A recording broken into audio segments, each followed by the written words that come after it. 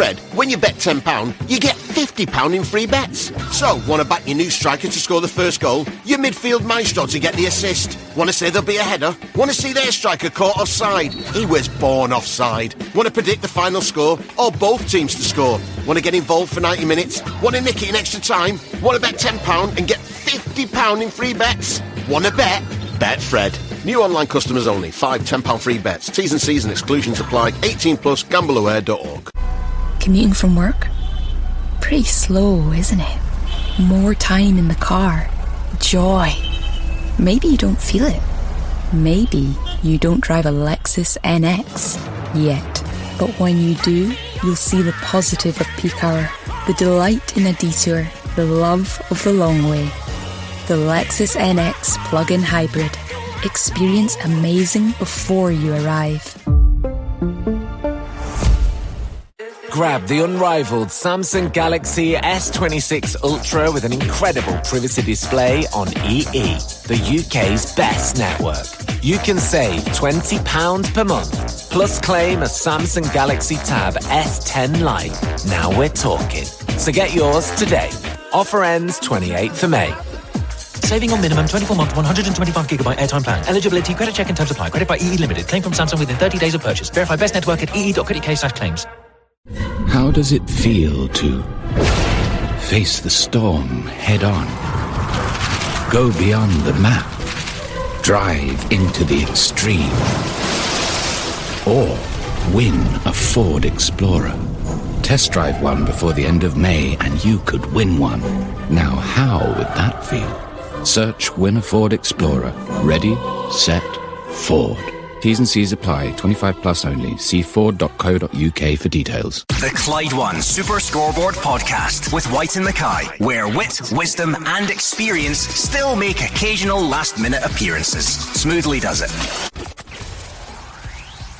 It's game day, and this is the home of Scottish football. It's Clyde One Super Scoreboard.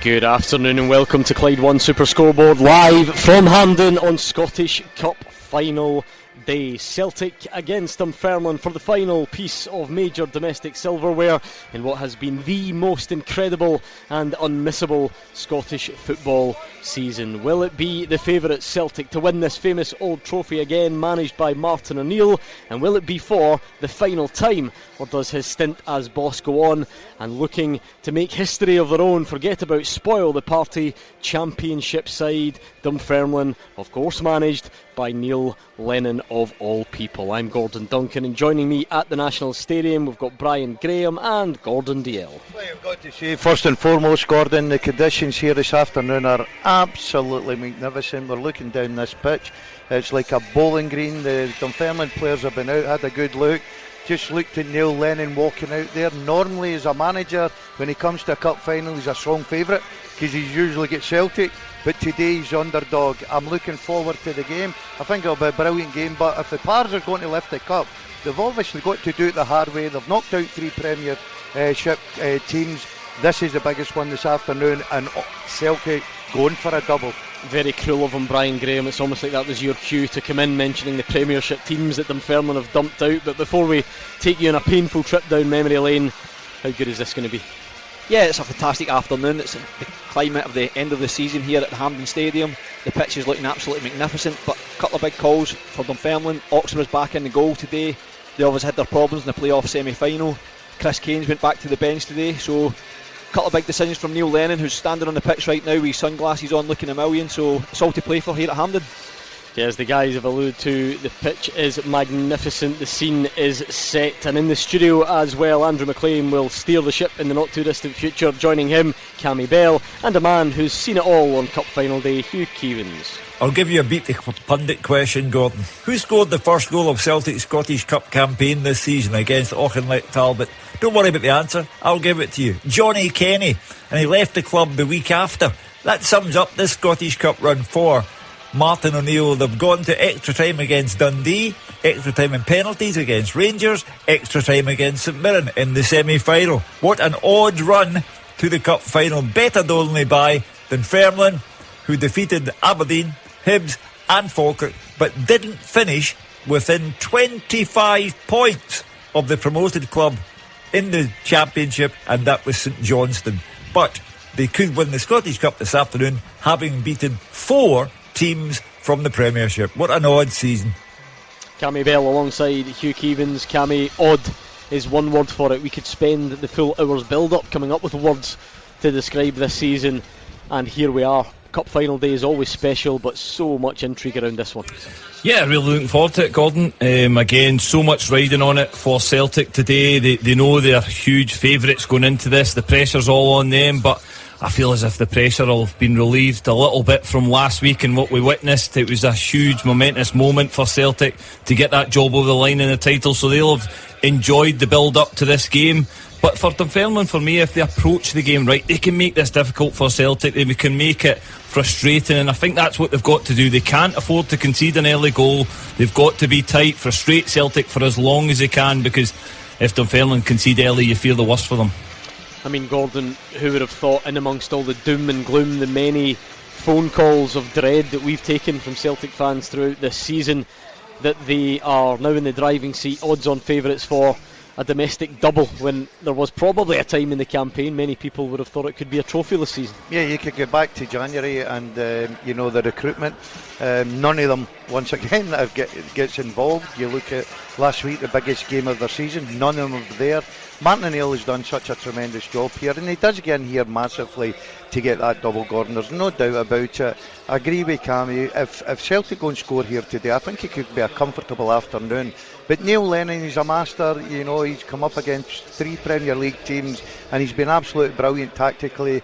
It'll be interesting to see what he does this afternoon here, but it's a big ask for me. Yeah, Brian, if you are Neil Lennon in Dunfermline and you come in here as essentially a mid-table Championship side, I suppose, as far as reference points go, knocking out 3 Premiership teams, 2 top 6 teams and the reigning holders of the Cup, that's about all you can do, isn't it? It's about as good a place as you can come into this as a mid-table Championship club. No, you've got to give them a lot of credit. They were probably the underdogs in the semi-final as well, and credit to them on the day. They changed the game into a bit of a battle, and we kind of fell into that trap that afternoon, and they got the job done in penalties. So congratulations to them. They're here on merit. They've been absolutely excellent in the Scottish Cup this season, and who knows how this game's going to play out. Neil Lennon will be thinking to himself, he can go and get that first goal, because Celtic have not been keeping clean sheets of late, but in the same time, in the same breath as that, Celtic have won their last 7 games. The confidence is really high. They've just won the Scottish Premiership. Martin O'Neill's looking for a cup double. Really looking forward to see how the afternoon plays out. I mean, Gordon Dale, we tend to come here live on Cup final day every time, and for a while it took on a very similar theme. The ribbons on the trophy at the end of the day would always end up being green and white, but a year ago Aberdeen surprised everyone and beat Celtic. Then an even bigger surprise when St Mirren did it in the League Cup, albeit under Wilfred Nancy, and everyone knows the backstory. But it's almost unthinkable that Celtic lose 3 consecutive cup finals at Hampden, is it not? Not just that, Gordon, this is a massive ask. You talked there about losing the cup finals. They lost on the Premier League teams. This is a Championship team that finished 4th. Now remember, they finished 4th, and I agree with Brian, on merit they're here, brilliant. I think Neil Lennon is doing a terrific job. But if you finish 4th in the Championship and you come up against the league winners, the champions of Celtic, especially on a pitch like this where they know it inside out, the experience they've got, the players have got, as I say, the conditions are absolutely brilliant. I'd be very surprised if it were a cup shot. Are you a momentum man, Hugh Keevins? How much of a difference does it make what Celtic did the last week and have done over the last couple of months? I think the day is full of emotion, Gordon. For Martin O'Neill, speculation over whether this is his last game as Celtic manager.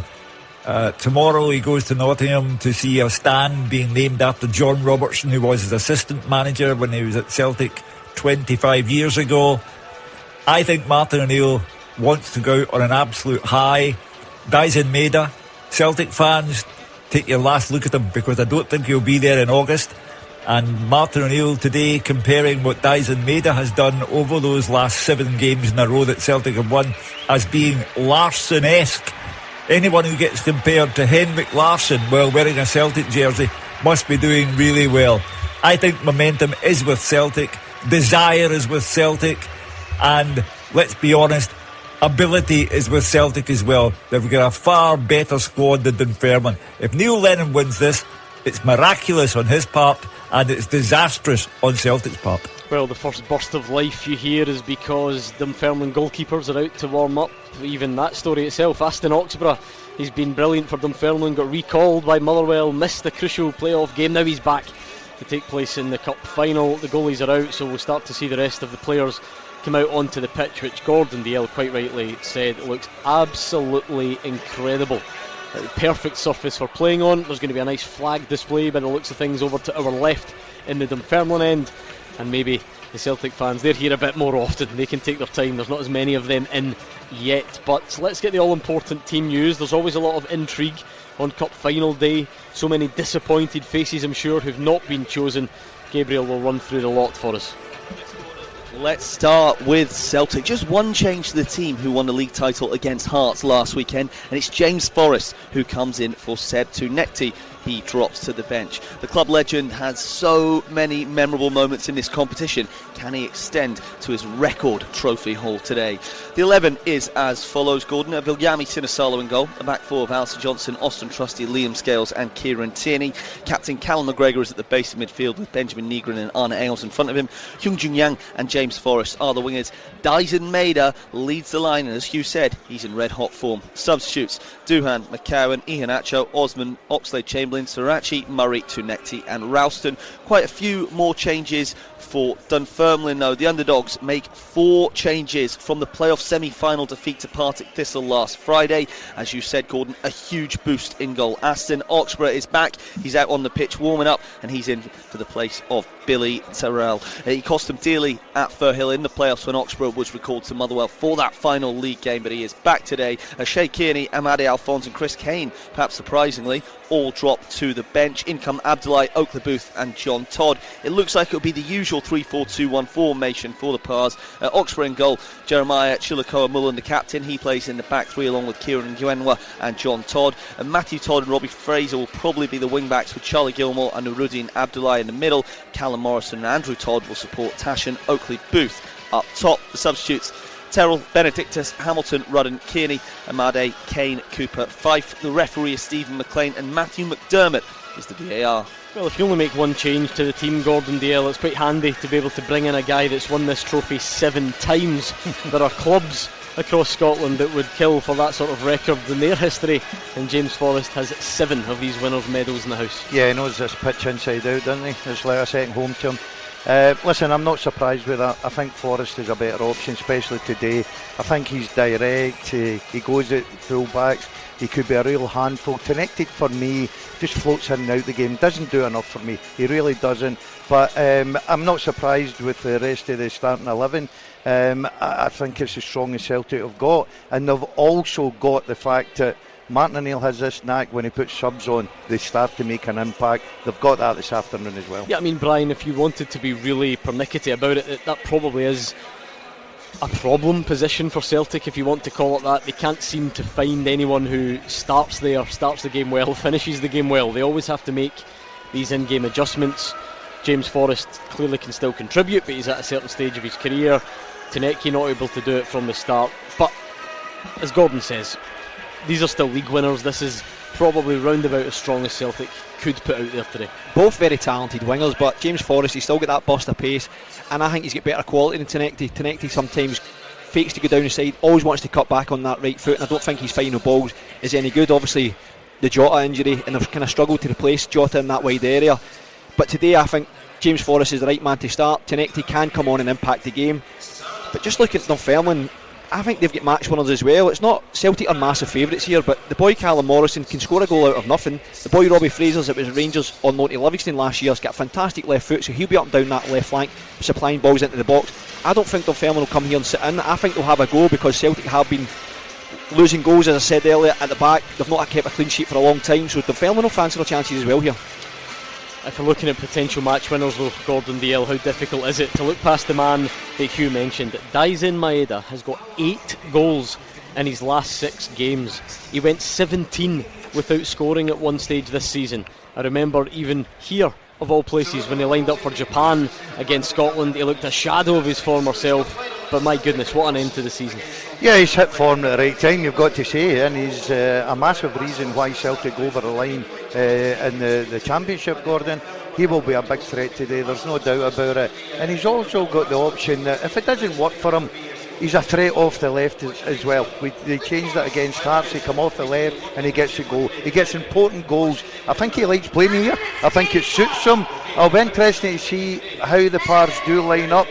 Will they try to go and press Celtic on the front foot, or will they drop off? Because if you go too high and you leave that space in behind, we all know one quality ball, and Celtic have got midfield players that can play that quality ball, then he's in, and all of a sudden you've got problems. Well, Brian, you can tell us the strength of this Dunfermline back four from the outside does appear to be its pace and its mobility, and we saw that against your Falkirk team in the semi-finals. But coming up against Dalziel Brian, it's a different story, Gordon. It's a different challenge. Dalziel Brian, everybody sees his running stats, the speed that he's got. It speaks for their own. There's no many like him in Scotland, that's for sure. But to be fair to the boy Millen and Gwenya at the back, the two of them are very quick, but they'll have to be extra quick today because Dalziel Brian can still run away for those two. Just an opinion on Dalziel Brian over the course of the season. There was a lot of rumours that he had agreed a deal at the start of the season. Then I think he thought he would potentially have went in January. That didn't happen, so he looked like a huffy player over the course of the season. But when it mattered most, I think Martin O'Neill's man management's really got to him, sat him down, spoke to him, and he's came so good for Celtic over the last number of months. He's got them over the line in the Premiership. Can he do it today here at the Scottish Cup? Yeah, I mean, Cammy Bell, it's almost hard to over-exaggerate how important he's been in the last few weeks for Celtic. Yeah, listen, he's been key. He's been key for Celtic. Listen, he took a lot of criticism this season as well, and as Brian said there, that he's came good when they needed him. He certainly has. He's scored big goals for Celtic this season, and again, I think he'll play a key part in what's going to happen today at Hampden. I think he's a player that Dunfermline really need to keep an eye on. We know how hard he works. We obviously seen the semi-final with regards to how hard he works to get goals, to chase the ball down, so they need to be aware. They can't give him any opportunities because he's on red hot form at this moment in time. What is that? Is that a confidence thing? You look at the overhead kick against Rangers, it's not exactly someone short of confidence. Again, these buzzwords that we use, is it a momentum thing, or is it just a sort of big moment mentality of stepping up when they knew Celtic needed him? I think he's a big game player for me. I agree with Brian that he did look a little bit huffy. He looked certainly as if something hadn't went his way, whether it was just his form again. I don't know what it was, but listen, within the last couple of months he looks like a top player again. He looks as if he's enjoying his football. He's thriving on what's happening at Celtic. You've seen how emotional he was again over the last couple of weeks when he scored big goals for them. And I think it'll be exactly the same today. He'll be hungry to go and get that goal, go and get that next trophy for Celtic. And I think he's going to be key to the way that Celtic approach this game fast and take the game to Dunfermline. And Dunfermline are going to have to weather the storm the first 15 minutes, because I'm pretty sure Martin O'Neill's message will be go out and hunt them down, get that first goal pretty quickly and make this a comfortable afternoon. Gordon, I think he's... I was going to say, Hugh, it's been some story with him towards the end of the season. I'll sum it all up with his reaction to the second goal against Hearts last weekend. He was euphoric because he thought he'd scored the goal that won the title. He was distraught when a VAR review was called for. He was double euphoric when the VAR review was over and he had scored the goal that set Celtic on their way to the title. I think he's a goner after today. I think he'll go down south. Celtic will get good money, and that the fans will be able to look back on a player who gave them tremendous service. This today, I think, Dalziel Brian, who has that inscrutable look on his face, but I think today, Dalziel Brian subconsciously is thinking, this is the final curtain and I'm going to bring it down in style. Cammy, what do you like about this Dunfermline team? Brian's given us the first-hand account of what they did in the semi-finals. If they are to have any chance today, who in that team is going to be key to it? I think you mentioned Cal Morrison. I think he's a player that's exciting. He's got real pace. He's got an eye for goal. He can score. Brian mentioned that he can score a goal out of nothing. He's done that we've seen him do that for Falkirk. He's done that throughout his career. He's a young, hungry player. So I think he's one that Celtic need to be aware of. And I agree with Brian as well. When you look at Robbie Fraser, I think he's a talented player. He's got a really good left foot.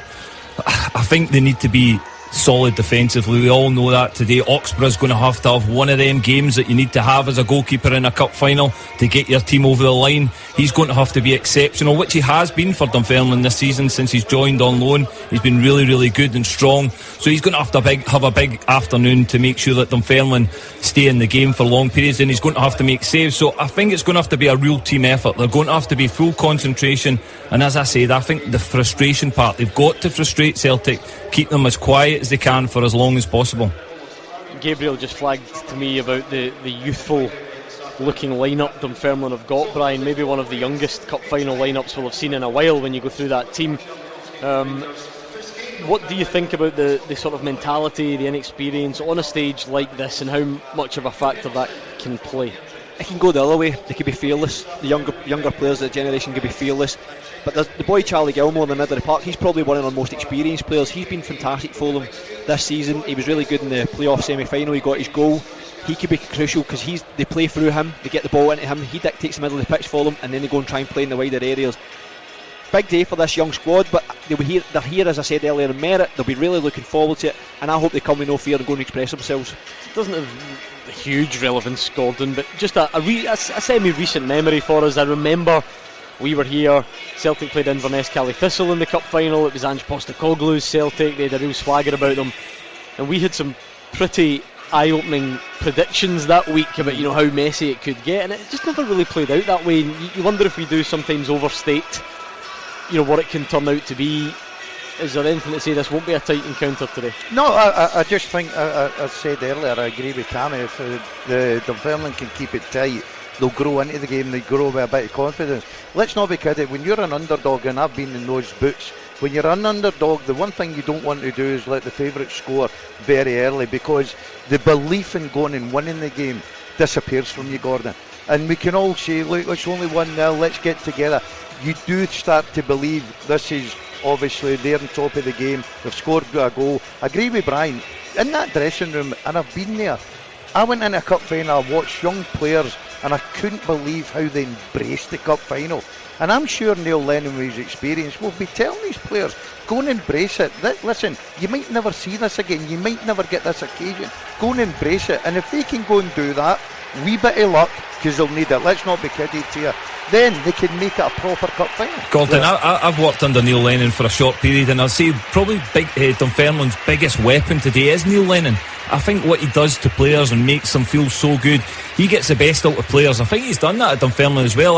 You look at it's a very, very young squad that they've got and team that they've got on the pitch. He's got the best out. He got them in the playoffs. Yes, they just missed out in that semi-final, but they were very, very close. He's got them to this final, and I think the key today is for him to get the best out of his players and make sure they stay in the game, and I think he's their biggest weapon today. Well, a nice moment at Hampden for a man called Mo, who appears to be Dunfermline's kit man, because he's getting a nice presentation, a nice banner from the players as they all came out, and at the same time Celtic are out as well. Now it feels like cup final day because both teams are on the pitch. The fans, those inside the stadium, are on their feet, and we are edging towards kick-off. Just over 35 minutes away. The guys were talking about Neil Lennon. It is hard to imagine a more interesting storyline running between the two dugouts this afternoon, and we'll take a look at that when we return. Desk divas, school runners, gym girlies, breakfast is over. The long road to lunch begins. Your patience is thin, your stomach empty. Get yourself a Muller Light Boost Bowl. Greek-style yoghurt with a delicious layer of real fruit compote, added vitamins and 10 grams of protein, all topped with a bit of granola. Because 11 a.m, well, that's crunch time. Stunning. That sorted me out. Muller Light Boost Bowls. Grab the unrivaled Samsung Galaxy S26 Ultra with an incredible privacy display on EE, the UK's best network. You can save £20 per month, plus claim a Samsung Galaxy Tab S10 Lite. Now we're talking. So get yours today. Offer ends 28th of May. Saving on minimum 24-month 125GB airtime plan. Eligibility, credit check and terms apply. Credit by EE Limited. Claim from Samsung within 30 days of purchase. Verify best network at ee.co.uk/claims. Oh, bad traffic. Great news, isn't it? More time in the car. Joy. Maybe you don't feel it. Maybe you don't drive a Lexus NX yet.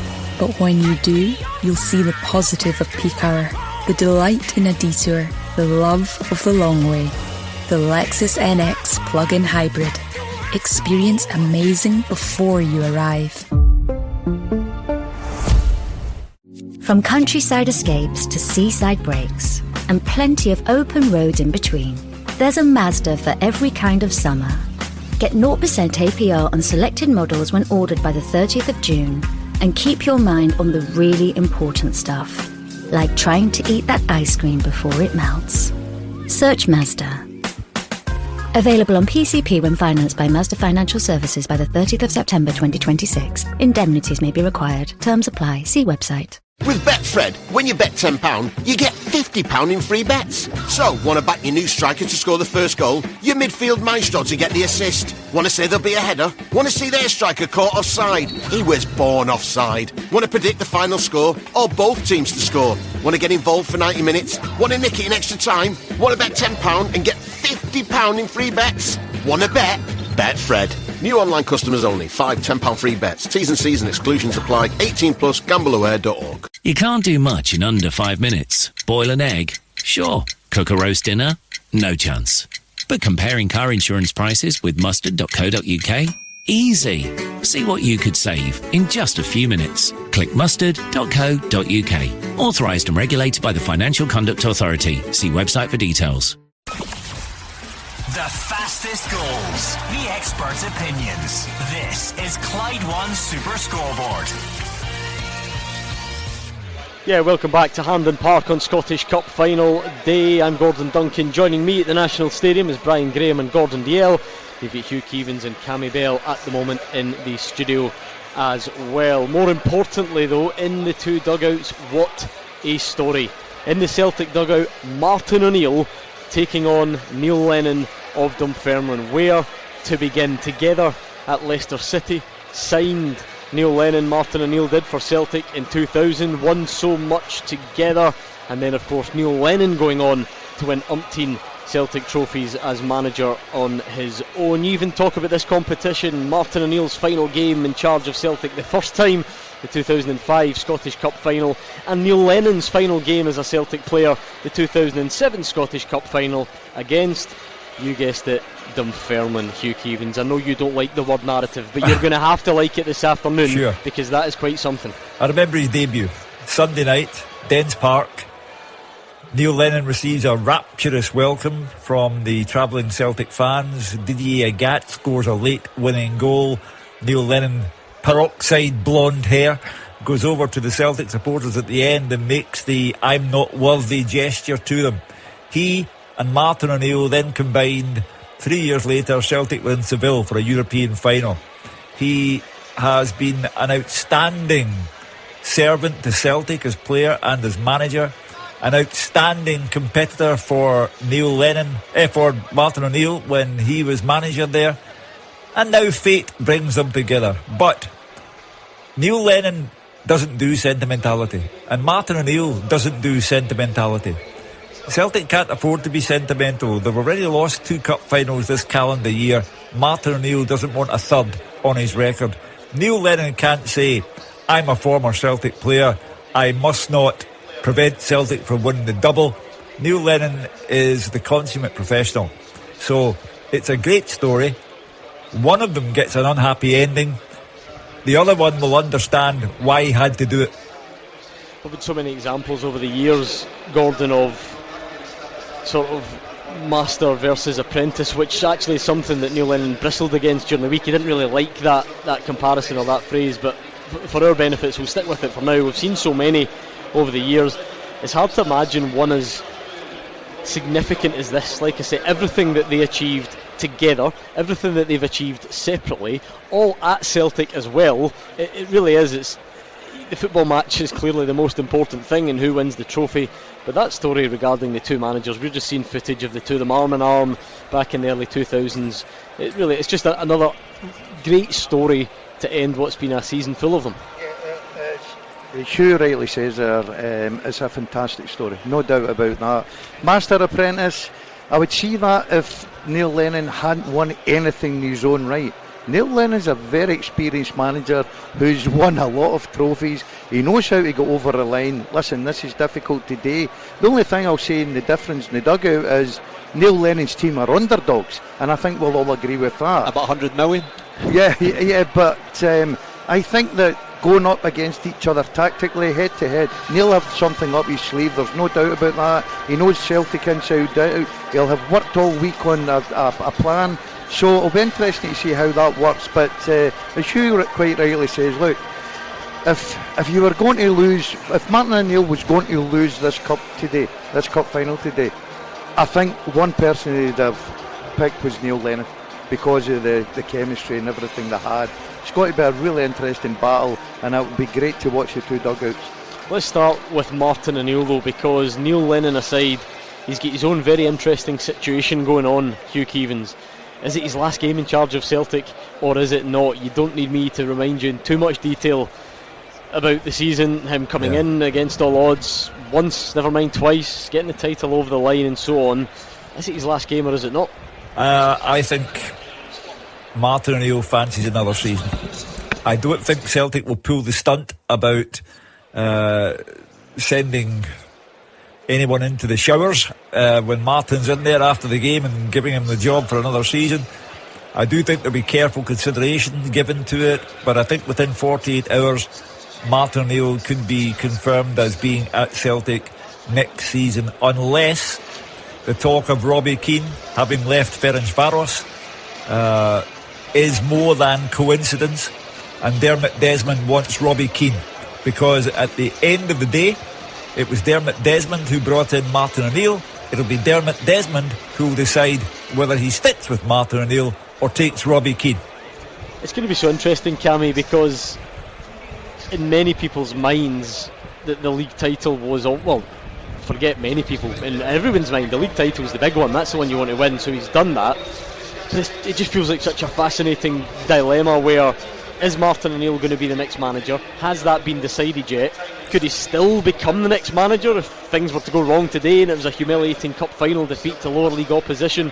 I'm looking forward to the game today, but it also feels like we're looking forward to finding out how this all ends. Yeah, so many questions to be answered, and again he's got over the first hurdle, which was a major hurdle. There's no getting away from it. When Martin O'Neill came in the door after all the turmoil that Celtic faced this season, to get that title in the bag was just incredible. We spoke about it a lot last week of how good a job he's done, and just worked his miracle on that club with so much going on in the background as well. But today's another hurdle for him. He's huge favourites going into that, and again it'll just be about making sure his players approach the game correctly, take the game to Dunfermline, take their opportunities when they've got it. And then listen, I think, has it been decided yet? I'm unsure if it has been decided. Yes, there's been conversations there. The conversation will be had with Martin O'Neill. Are you interested for next year? I think that'll be had. I think Martin's kind of putting himself out there that he's potentially looking at he could do next season. Whether that's right for Celtic or not, time will tell. But yeah, I think today's got to be the one they've got to get rid of first. They've got to make sure they get another trophy in the bag, and then we'll all see what happens after that. I'll ask you both after the game and just see if you feel any differently, but as we stand here today, right now, is this, in your mind, Martin O'Neill's final game in charge of Celtic? No. I think, I listened to Cammy there, I think it has been decided. I think they'll have made that decision. I think Martin O'Neill knows either way. I don't think it'll be a case of, let's get the cup final out the way, we'll have a chat on Monday. Celtic have got too much work as a club to do. They have to get the decision right. They come in for so much criticism because they're always slowing down everything on and off the pitch. I think that decision would be made.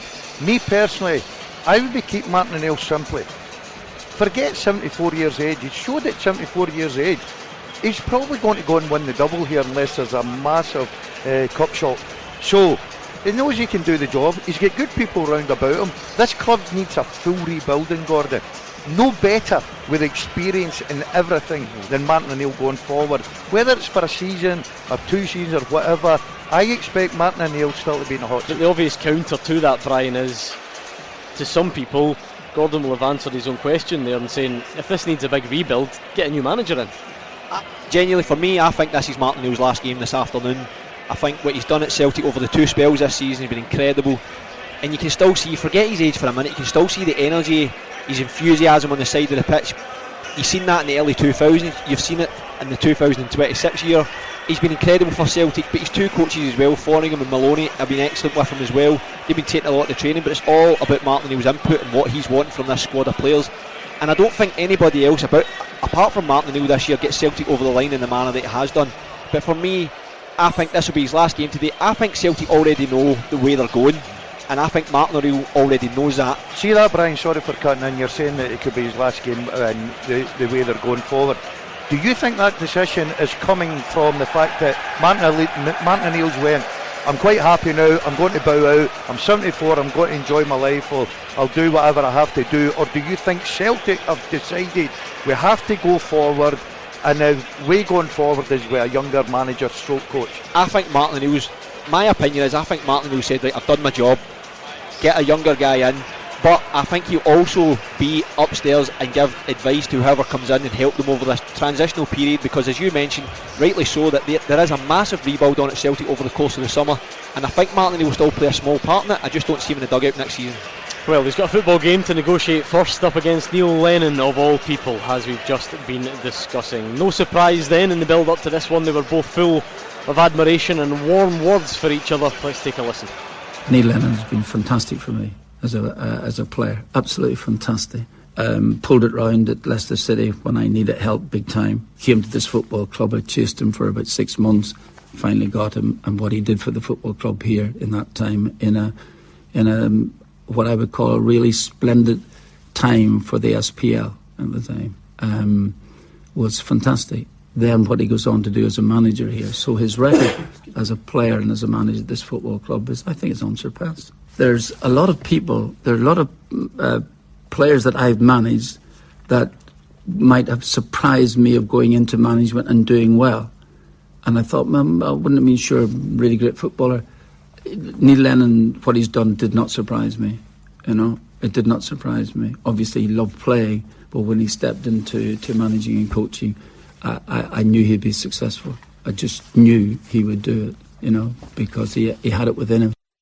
How to win football matches, how to win trophies, how to manage the game itself, the psychology of the game, the tactical side of the game, the media side of the game, the intellectual side of the game. Do you want me to go on? The humour, obviously the winning, but the suffering, the defeats as well, and coming back for more. That sort of mentality. He teaches you how to win, and I was very, very lucky that I had 10 years of Martin in his pomp. Everyone talks about what he did here. What he did at Leicester was incredible.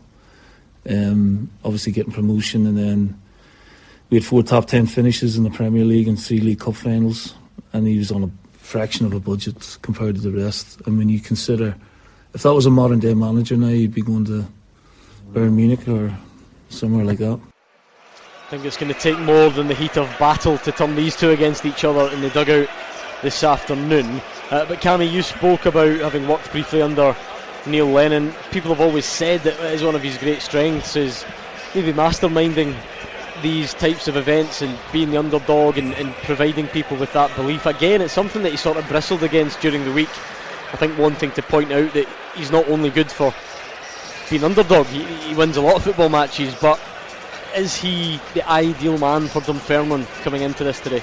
Yeah, I think so. As I mentioned before, I think that's Dunfermline's biggest strength today, that they've got a man like Neil Lennon in the dugout, a man who's leading them onto the pitch, who'll firmly puff his chest out when he walks his team out, and again, he'll believe that his team can win the game today. Absolutely will. My experience working with him a short period, he gives players beliefs that they're so good going on to the pitch. They really want to go and do well for him as a person and the football club. And I just think he gets the best out of players. I think he presses the right buttons for players, and everybody's got different types of buttons they need pressed. You need players that need an arm round their shoulders, or other players that need a rocket. And he can provide all of that. I've seen it at first hand, and I think he's excellent at it. He's going to have to produce that today. He's going to be probably tactically have been working on how to frustrate Celtic, how to also go on that counter-attack and create opportunities. But today I think it's just about him delivering that message to his players that they can go on and win this game. They've got to have belief going on this pitch. They've nothing to lose. And yeah, listen, I think he's the right man for Dunfermline to lead them out, to give them any chance today. Listen, even if the players have a 10 out of 10 game today, they might not be good enough. It just all depends on how Celtic perform. And Hugh, on the other side, how much of this recent success has been about Martin O'Neill holding things together and getting the best out of Celtic? I can't help but go back to that St Mirren final, and we don't need to revisit the whole Wilfred Nancy era, but just the way that day got away from Celtic, it was just unrecognisable really, and you can't shake the feeling that stuff like that doesn't happen under Martin O'Neill. I was listening to Brian talking about his belief that this is Martin's last game as Celtic manager, but there should be a place for him somewhere within the club. I think that's 100% correct, for the reason that when Martin O'Neill came in, he was addressing a situation where the board do not relate to the fans do not relate to the board. Martin O'Neill calmed that down, made everyone forget about their disputes with the board, about the banners, the protests, the refusal to buy club merchandise. He put all of that to one side for the fans because they couldn't take their eyes off the team on a run to the title. Now, that's why I think Martin O'Neill has a part to play at Celtic, because the board still don't relate to the fans still don't relate to the board. He has a part to play, a big part to play at Celtic. Whether he wants that to be in the dugout or upstairs is entirely up to him, but I'm sure when he speaks to Dermot Desmond, that will come into the conversation, because the board and Dermot Desmond do not relate to the supporters, and the supporters don't relate to Dermot Desmond anymore. Martin O'Neill is essential to the well-being of Celtic going forward.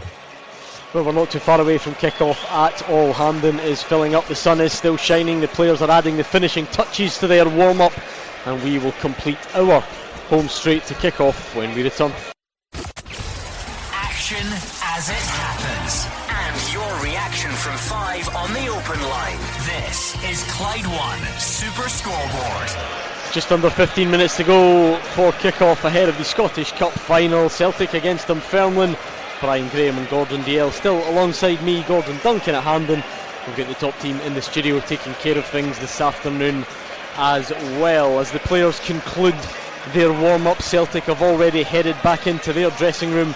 Dunfermline are about to follow, and they will get an incredible reception, Gordon Dalziel, because for a championship club, for a club that's been out the top flight for a long time, that's a tremendous Dunfermline support over to our left. Yeah, I'm not surprised. Listen, if Neil Lennon can get this club right and get them up into the Premier League, Dunfermline are a big club, Gordon. There's no doubt about that. Of course, it's a Scottish Cup final. You're going to get more families and kids and everything coming along. They've filled their end. It's absolutely brilliant to see. They're here to support their team. The supporters will know that I'll need a big ass today. But listen, we've all been here. We've been underdogs and we've walked away with trophies. So, as long as it's football and this crazy season that we've had this year, take nothing for granted, but I still really favour Celtic to get this job done comfortably. Yeah, all the celebrity fans always come out on Cup Final Day. I noticed Scotland International and Real Madrid star Caroline Weir joining in the TV coverage. No sign yet of our colleague Stephen Mill, though. We'll keep an eye out and see which corner of Hampden he is lurking in. It's always a different vibe for the Celtic fans, Brian, because they clearly do come here with much more of an expectation. Some of these fans will have seen Celtic win countless trophies here, and it's not to say it means any less to them, but it is. It's just always a different feeling when they come here as such overwhelming favourites. Of course, as the Celtic fans have been over the course numerous times winning trophies, for Celtic's DNA is to go and win. A club like Dunfermline, they're here today, as I mentioned earlier, on merit, but with Neil Lennon, I like the quote earlier on in the week where he said an underdog bites. Fantastic quote. As same as Cammy, I worked with Neil Lennon at Hibs, I won the championship with the man. He's a fantastic motivator. He'll make those players walking out that tunnel today feel 10 feet tall, and I totally agree with Cammy that that's their biggest asset today, having Neil Lennon on their side and giving them that belief that they can go and lift this trophy today. the teams are just being read out again here at Hampden, hence the cheers. And Gordon, we clearly identified Dalziel Maeda, Celtic's main man. How can you look beyond them? But when we spoke about the failure in the cup final against St Mirren and some of Celtic's tribulations this season, how important's the return of Alistair Johnston been?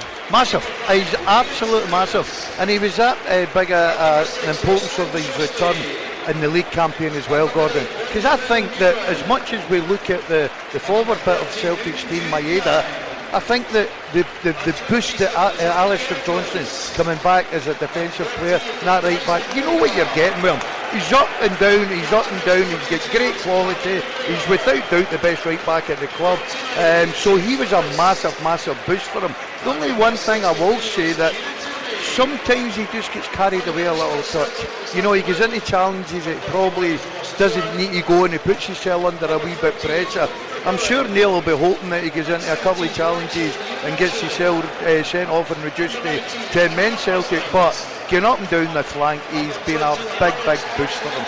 As is often the case, Cammy Bell, when an underdog takes on a big favourite, the goalkeeper is going to have a big afternoon. And what a story surrounding Aston Oxborough, sent on loan by Motherwell to Dunfermline, not deemed good enough at playing with his feet by Jens Bertolascu and his brand of stylish soccer this season.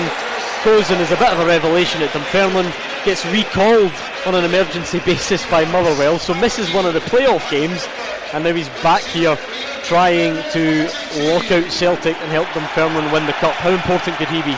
He's going to be massive today, Gordon. Again, just an incredible story, the way that it's went over the last couple of weeks, missing that playoff semi-final, being recalled, but getting the opportunity to start in this Scottish Cup final. He's going to be huge today. Listen, he's going to have to make big saves. Luck's going to have to be on his side. He's going to have to, his defender's going to have to defend well. Because that's what you need when you try and beat the best in the country. You need your goalkeeper to step up. You need him to have the game of his life, and Oxborough's got that. I think he's a really good shot stopper. I think he's a fantastic goalkeeper. You're right in what you said with Motherwell. He maybe didn't suit Jens in the style of play with playing out the back, and that's why he didn't fit in that Motherwell side. But he's a really good goalkeeper. He's shown that at Dunfermline this season. He's been excellent for them, but he's going to have the game of his life today. Well, the noise levels are going through the roof here at Hampden. We've teased Alistair Johnston, we've teased Aston Oxborough. Let's remind ourselves of the full lineups with Gabriel. Just one change for Celtic, Gordon, with James Forrest returning. It's Sinisalo in goal. Johnson, Trusty, Scales and Tierney as a back four. McGregor, Negro and Engels in the middle. Yang, Maeda and Forrest the front three. 4 changes for Dunfermline though. Of course, it's Oxborough back in between the sticks. A back three of Chilikoa, Mullen, Genwa and Todd. It'll be Todd and Fraser as the wing backs, with Gilmore and Abdullah in the middle. Callum Morrison and Andrew Todd supporting Oakley Booth up top. There's always something special about Cup Final Day in the sun. Will it be Celtic? Will it be Dunfermline? A whole lot of football still to take place here at Hampden, and kick-off is coming up next. The winning team all season long. This is Clyde 1 Super Scoreboard. We are just minutes away from kick-off. Hampden is poised. Celtic have not had it all their own way getting to this stage of the competition. Auchinleck, Talbot, Dundee after extra time, Rangers on penalties, St Mirren after extra time as well. Dunfermline have been the giant killers. It started off with Hibs, Kelty Hearts in between, Aberdeen, and then of course Brian Graham's Falkirk side in the semi-finals. To our left, a banner in the Dunfermline end which reads 1961 and 68 in our hands, and on the right hand side in front of the Celtic fans, fight for Celtic and Celtic only. Both sets of fans are bang up for this. How up for it will the players be? They're about to be led onto the field by the man in the middle, who's Stephen McLean. He's had a nice quiet end to the season, and out he comes. The rapturous applause, pyrotechnics and optimism in the air from both sets. Leading out Celtic, suited and booted, is the 74-year-old Martin O'Neill, up against Neil Lennon, for so long colleagues and friends, but on opposite sides of the rivalry for this famous old trophy here at Hampden this afternoon. As far as the stage being set, Gordon DL, it does not get much better than this is what Scottish Cup Final Day is all about. You look at all round the ground there. You look at to their left, Dunfermline fans, they're here in massive numbers. Celtic fans, you know they're going to turn up. They're expecting to win. I had a wee chuckle there as Martin O'Neill walked out there, looking brilliant. A firework went off, and I thought he was going to have a heart attack. It caught him by surprise. But it's great to see, and you watch Neil Lennon walking across here, embracing Martin O'Neill. That's what football's all about for me, Gordon. Standing there, taking time. Listen, it's okay just now. Then that whistle goes. The two of them want to beat each other. The two of them are winners. That's what it's all about. I think we're in for a great cup final. I go back to it. I think if Celtic play, they win it comfortably for me. Yeah, that was a particularly long cuddle between Martin O'Neill and Neil Lennon. The handshake, the pre-match routine, Brian Graham got held up while those two embraced, but it does show the depth of the feeling towards each other. Incredible, the amount of respect for both they have for each other. It was a really remarkable moment to see in that live. But honestly, when this game kicks off, there'll be nothing for 90 minutes and maybe extra time after the game. The respect will come back, but for the duration of the match, both of these gentlemen are true winners and they'll both want to win this cup final. So much experience, so much winning mentality throughout that Celtic team. Even Alistair Johnson's got a number of trophies to his name, and in the form of Callum McGregor and James Forrest, two of Scottish football's most decorated players of all time. They've been over the course and distance. They've got more winners' medals on the mantelpiece than many players would dream of, and that's the challenge for these Dunfermline players as they go over to take the acclaim of the travelling fans. Jeremiah Chitola Mullen, can you imagine the thought of him climbing this staircase and writing his name into Dunfermline's history books by lifting what would be an unlikely piece of silverware for Dunfermline this afternoon? They've had to do it the hard way. They've knocked out 3 sets of top flight opposition to get here. Can they add the ultimate scalp and see off Celtic by a distance, the team that's won more Scottish Cups than any? But even by their standards, they've not had it their own way this season either. These fans will remember Aberdeen last season in the Scottish Cup final, St Mirren in the League Cup final as well. Even that semi-final win against St Mirren, it ended well by the full-time whistle, but they had to do it the hard way, getting to extra time on that occasion as well. The men in the dugouts have mentioned it time and time again. How can you escape it? The story between these two, Neil Lennon and Martin O'Neill, everything about this cup final is just blockbuster. Scottish football has delivered time and time again this season. There's still one chapter left to be written though, and what will that chapter look like as Celtic go in to that pre-match huddle as they've done many times at Hampden over the years. Stephen McLean places the ball on the centre circle, and it is almost time to get the 25-26 Scottish Cup final underway. We're even running late by the looks of things, just to add that extra piece of tension to proceedings. But off we go as Celtic break from the huddle. Stephen McLean gives the signal, and Benjamin Negan stands over the ball as the Scottish Cup final between Celtic and Dunfermline gets underway. Clyde 1 Super Scoreboard Goal Flashes with M&D Green Pharmacy.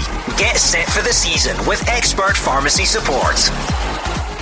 Well, here we go. Celtic against Dunfermline. It's Martin O'Neill against Neil Lennon. One of them will be lifting that iconic Scottish Cup trophy above their head by the end of play today. Will it be a double for Martin O'Neill and Celtic, and potentially his last piece of silverware as Celtic manager, or will it be a first Scottish Cup win for Dunfermline since 1968? I'm Andrew MacLean. Joining me in the studio for the next 45 minutes until we go back to Hampden to get the picture from there are Cammy Bell and Hugh Keevins. The sun is out. That's what we like to see on Scottish Cup final day, Cammy. Yeah, it's great. It looks fantastic over at Hampden. You heard from the guys there, the atmosphere, everything surrounding the start of the game. And listen, the start of the game, the way it started, Dunfermline are pressing really, really high. Celtic are in comfortable possession, but you can see the way they've set out. They're going aggressive. They're not sitting off. They're wanting to try and take the game to Celtic. So it'll be interesting to see how this one goes. I don't think that you win a title of epic proportions, such as the one that Celtic secured last Saturday, and then not want to follow it up with a cup final win against a team who finished a distant fourth in the Championship. Celtic want to do it for the club, They're wearing black armbands today. I take it that's in memory of Mikey Galloway, who left us this week at the age of 60. And they want to do it for Mikey Galloway and for the fans. Attack for Celtic. Sorry to interrupt you there, Hugh. There was almost an opportunity for Celtic, a cross from the right, which is headed away. But sorry, Hugh, that was very No, rude. not at all. No, we hope that's the kind of day we enjoy, Andrew. End-to-end stuff as Dunfermline break towards the Celtic goal. As I say, there's emotion in the air, heavy emotion for the Dunfermline fans as well as the Celtic fans. And the teams, at the end of a difficult week, we hope the teams have a good game of football. We hope there's no VAR controversy. We hope everyone stays in their seat and enjoy the occasion. Yeah, Celtic in their usual green and white hoops. It's all red for Dunfermline. I wonder if they're hoping to strike some bad memories for Celtic when looking back to the Scottish Cup final last season against Aberdeen. Yeah, possibly. Listen, it's been a good start to the game. You can see that the Dunfermline players are charged up, and as I mentioned, they're pressing really, really high up the pitch. But once Celtic break that press, that's the danger for Dunfermline. They break the press, they then got men over. You mentioned before, Andrew, that Forrest was down the wing. He put a decent ball in the box. Dunfermline defended it really, really well, headed it clear. But yeah, I'm pretty sure we're going to see this pattern where Celtic are in possession of the ball for large periods, but it'll be about that counter-attack for Dunfermline when they break the press. I know it's one of the game's great cliches, but the first goal is so important here. If Celtic get it, I agree with Gordon Dalziel, if Celtic get the first goal, it might be a long afternoon for Dunfermline. If Dunfermline get the first goal, it will follow the pattern that Celtic have observed throughout this Scottish Cup run. In other words, making life difficult for themselves. So, first goal couldn't give us a hint what kind of day we're in for. That's the type of thing that Dunfermline will need to be doing all afternoon. The ball comes up to Callum Morrison at the halfway line. He holds it up well. He draws in the foul from Austin Trusty, and it now gives them the chance. Yes, the ball is at the halfway line, but if they're able to just get players that can hold the ball in and make sure that, you know, they can relieve a bit of pressure at times and then get themselves up the park. Yeah, Morrison can do that. He can hold the ball and he can also spin in behind. He's got real pace. He's very direct. So he's going to be a key player. They need these players to have, as I mentioned, pre-match. They've got to have big games. They've got to perform at high levels to get anything out of this game and take Celtic right to the wire. So they're going to have to look at their forward players holding the ball up, winning clever fouls to get them up the pitch, because they can't defend for the full 90 minutes. They'll eventually concede a goal. Well, Celtic have nicked the ball away from Dunfermline, but they have managed to get it back very quickly. I was just looking at the inclusion of, earlier on, I think some people surprised that Chris Kane isn't starting this game. Tasha and Oakley Booth comes in for him. I wonder if that's just straightforward pace, just trying to hit Celtic on the counter. You've got the pace of Tasha and Oakley Booth, you've got the pace of Callum Morrison as well, that if you need to hit Celtic on the counter, then they maybe give you the best option. The ball coming back to Viljami Sinisalo there, and he was put under a bit of pressure, wasn't he? And Celtic not looking overly comfortable with the ball in and around their own box, but eventually get a couple of passes into space. The Dunfermline are swarming all over them. So they very nearly didn't handle that terribly well. But as ever, Dyson Maeda, important man up front. Yeah, listen, you mentioned Oakley Booth, and I think that's part of it. Again, in possession and out of possession, he's going to work ever so hard. He's got pace. We see how high Dunfermline are pressing. It's really aggressive. It's brave. It's very, very brave. If they can get it right, it makes it uncomfortable, as it did there for Celtic. But also when... Oh, it's a lovely ball to the byline, and Jeremiah Mullen has to put that one out of play, and it will be the first corner of the game for Celtic. Yeah, it was a nice ball through. I think it was Engels that was making the midfield run to try and get on the end of it. Dunfermline defend it well, but they've got a set piece to defend now. Yeah, Arne Engels can be dangerous from these deliveries. He'll be hoping to put one on the money. Of course, someone that missed quite a bit of this season, alongside Alistair Johnson, a couple of players still not involved for Celtic. You look at Cameron Carter-Vickers, who is back in training, but not involved in the squad today. I think some people maybe did think that it could be a possibility as Arne Engels puts the ball in. Aston Oxborough comes for it, and that's a strong punch away, but Celtic could have the chance, and it's a shot from James Forrest, which looked for a second as if it might wrap in that far top corner, but was actually straight at Aston Oxborough. But he'll feel good for getting that, early punch away and then getting his hands on the ball, won't he, Cammy? Yeah, absolutely. Really good punch. He had to come through 2 or 3 bodies to get a fist on it. Gets decent distance to the edge of the box. Yes, James Forrest picks up and then checks onto that left foot, but didn't quite generate the power he was looking for. And there is a Celtic player. Dyson Maeda goes down in the box. There are a few claims. He doesn't look to be claiming massively, Dyson Maeda. It was more of a disappointed look towards Stephen McLean as he went down. Of course, VAR will check that. Anything in that for you? It was a difficult one. It looked as if he did get the right side of the defender to make it difficult and potentially generate that contact from the defender. But as you say, the appeal wasn't great. Stephen McLean made up his mind very, very quickly, so we'll see it again. Yeah, we will get another look at this. So it was Callum McGregor who fed the ball through for Dyson Maeda. It was a really good ball through. Dyson Maeda gets in front of the defender. Is there enough contact there will be the question that VAR will be looking at. It's a brilliant ball from Callum McGregor. A great run from Dyson Maeda, just on that blind side. Yeah, it's play on. It's not been given. I just wonder, there didn't look to be any contact between the legs at all. It almost looked as if it was the sort of chest of the defender went into the back of Dyson Maeda. It wasn't a push, it was more of a coming together. Just a bit of body contact, and as you say, a coming together. I think the defender does really well because he realises Dyson Maeda's got that side of him and he has to slow his run up because, again, potentially you can get quite eager to try and tackle in that position. He doesn't do that, he just stands his ground. Dyson Maeda feels the contact, goes over, but that's the correct decision for me. I think we've had such a season of moments like that we're conditioned to thinking, there's something wrong with that, but I don't think that was a penalty claim for Celtic, and I don't think Dyson Maeda thought that either. No, I think it's warning signs for Dunfermline because it was a really clever ball from Callum McGregor. That one just down the side of the defender, and Dyson Maeda comes on the other shoulder through to make that run, so they need to be aware of that.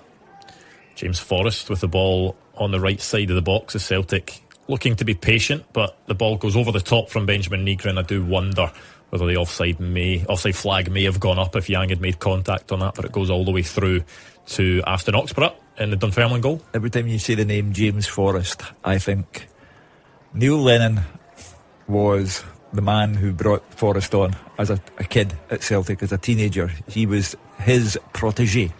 Always believed in James Forrest. It would be the ultimate irony if James Forrest. Possible danger at the back here for Celtic, and the ball has just been cleared off the line by Liam Scales. So close to an opener for Dunfermline, but I think inches before it reached or crossed the line. Liam Scales with the sliding challenge, but Celtic were all over the place at the back there. Just incredible. Again, it's such a mix-up. Is it Alistair Johnston and Sinisalo? It's certainly one of the defenders. Real mix-up of communication. When Sinisalo comes, it's just a straight-through ball. I think it's Morrison that's chasing it down, putting him under pressure, the defender.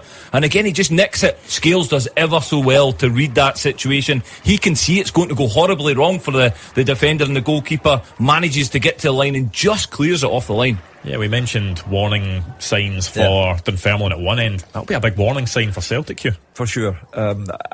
I've never been sold in the partnership of Trusty and Scales. Scales has done exceptionally well there to prevent Celtic going behind. But they're not, for me, a partnership that will do for big games, Champions League matches. I'm not sure about that at all. But as I say, Dunfermline were a distant fourth in the Championship, a distant fourth, and Celtic are struggling to cope with them at times. Yeah, just seeing that back, Alistair Johnston. What was he thinking? Is there miscommunication there with the goalkeeper, or does Alistair Johnston just need to deal with that? Because it's a long ball that comes over from Aston Oxborough. It takes a bounce. Celtic let it bounce, and all of a sudden, Alistair Johnston is running back towards his own goal. He's got Callum Morrison at his back. Sinisalo's stayed where he is.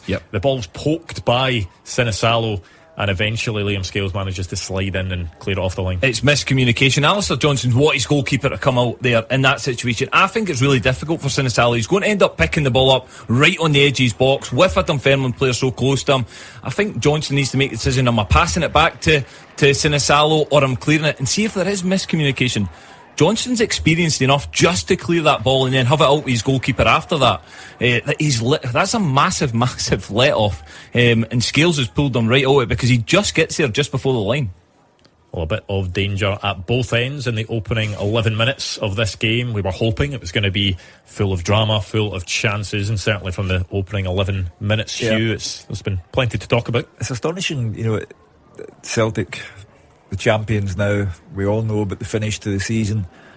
they absolutely specialise in making life difficult for themselves. And Dunfermline are preying on their minds right now. But Celtic have got themselves into the box now, and it's really good play from, I think, Benjamin Negron cutting inside, trying to get a cross into the box, which is blocked, but the ball comes back to Celtic. Looked as if they might be able to create another opportunity, but Kieran Ngwenya does well just to shepherd the ball out of play. Yeah, it was good play again at James Forrest. He slides the ball inside, and I think you're right, it's Benjamin Negron that makes that run forward from midfield. They look a real threat going forward, Celtic. I think when you look defensively, there's been already question marks. Sinisalo came out for one after 2 or 3 minutes that got blocked off a Dunfermline player, and just puts that nervousness around it. We know Celtic concede goals as well, so I think that's why Neil Lennon's tactic has been to press them really high, make it uncomfortable for the defence. By the way, how quickly did both Martin O'Neill and Neil Lennon go and get changed? They both walked out with the players in suits. They had an embrace on the pitch when all the players were shaking hands. The camera just panned to both of them, and they've both gone and changed into tracksuits. Yeah, Martin's particularly quick because he'd the whole lot on, shirt, tie, suit. But anyway, he's keen to enjoy his cup final day, but he's already had a major let-off, and it's a competitive match. It's not. With one caller on Super Scoreboard last night, he was talking about Celtic winning by 8 or 9. I can assure him that won't happen. We are on the live stream, by the way, if anyone wants to watch along. I guarantee you there's not going to be any costume changes from Cammy Bell or Hugh Keevins, despite the fact that Hugh Keevins had on his Martin O'Neill tracksuit top yesterday. You've got a bit smarter for the Scottish Cup final today, Hugh. Yeah, John at Celtic Superstore, who kindly provided us with that prop for the programme last night. I had said, Cammy, as you will remember, hold on, I'll see out this attack first. Kieran Tierney with a really good cross actually into the Dunfermline 6-yard box, but it just went over the couple of Celtic players that were arriving in there. Yeah, so I wrote off Celtic's chances of winning the league, and of course we all know what happened, but I was 100% sure they would win today, but Dunfermline, you know who's really not going to like the sound of that? Celtic fans.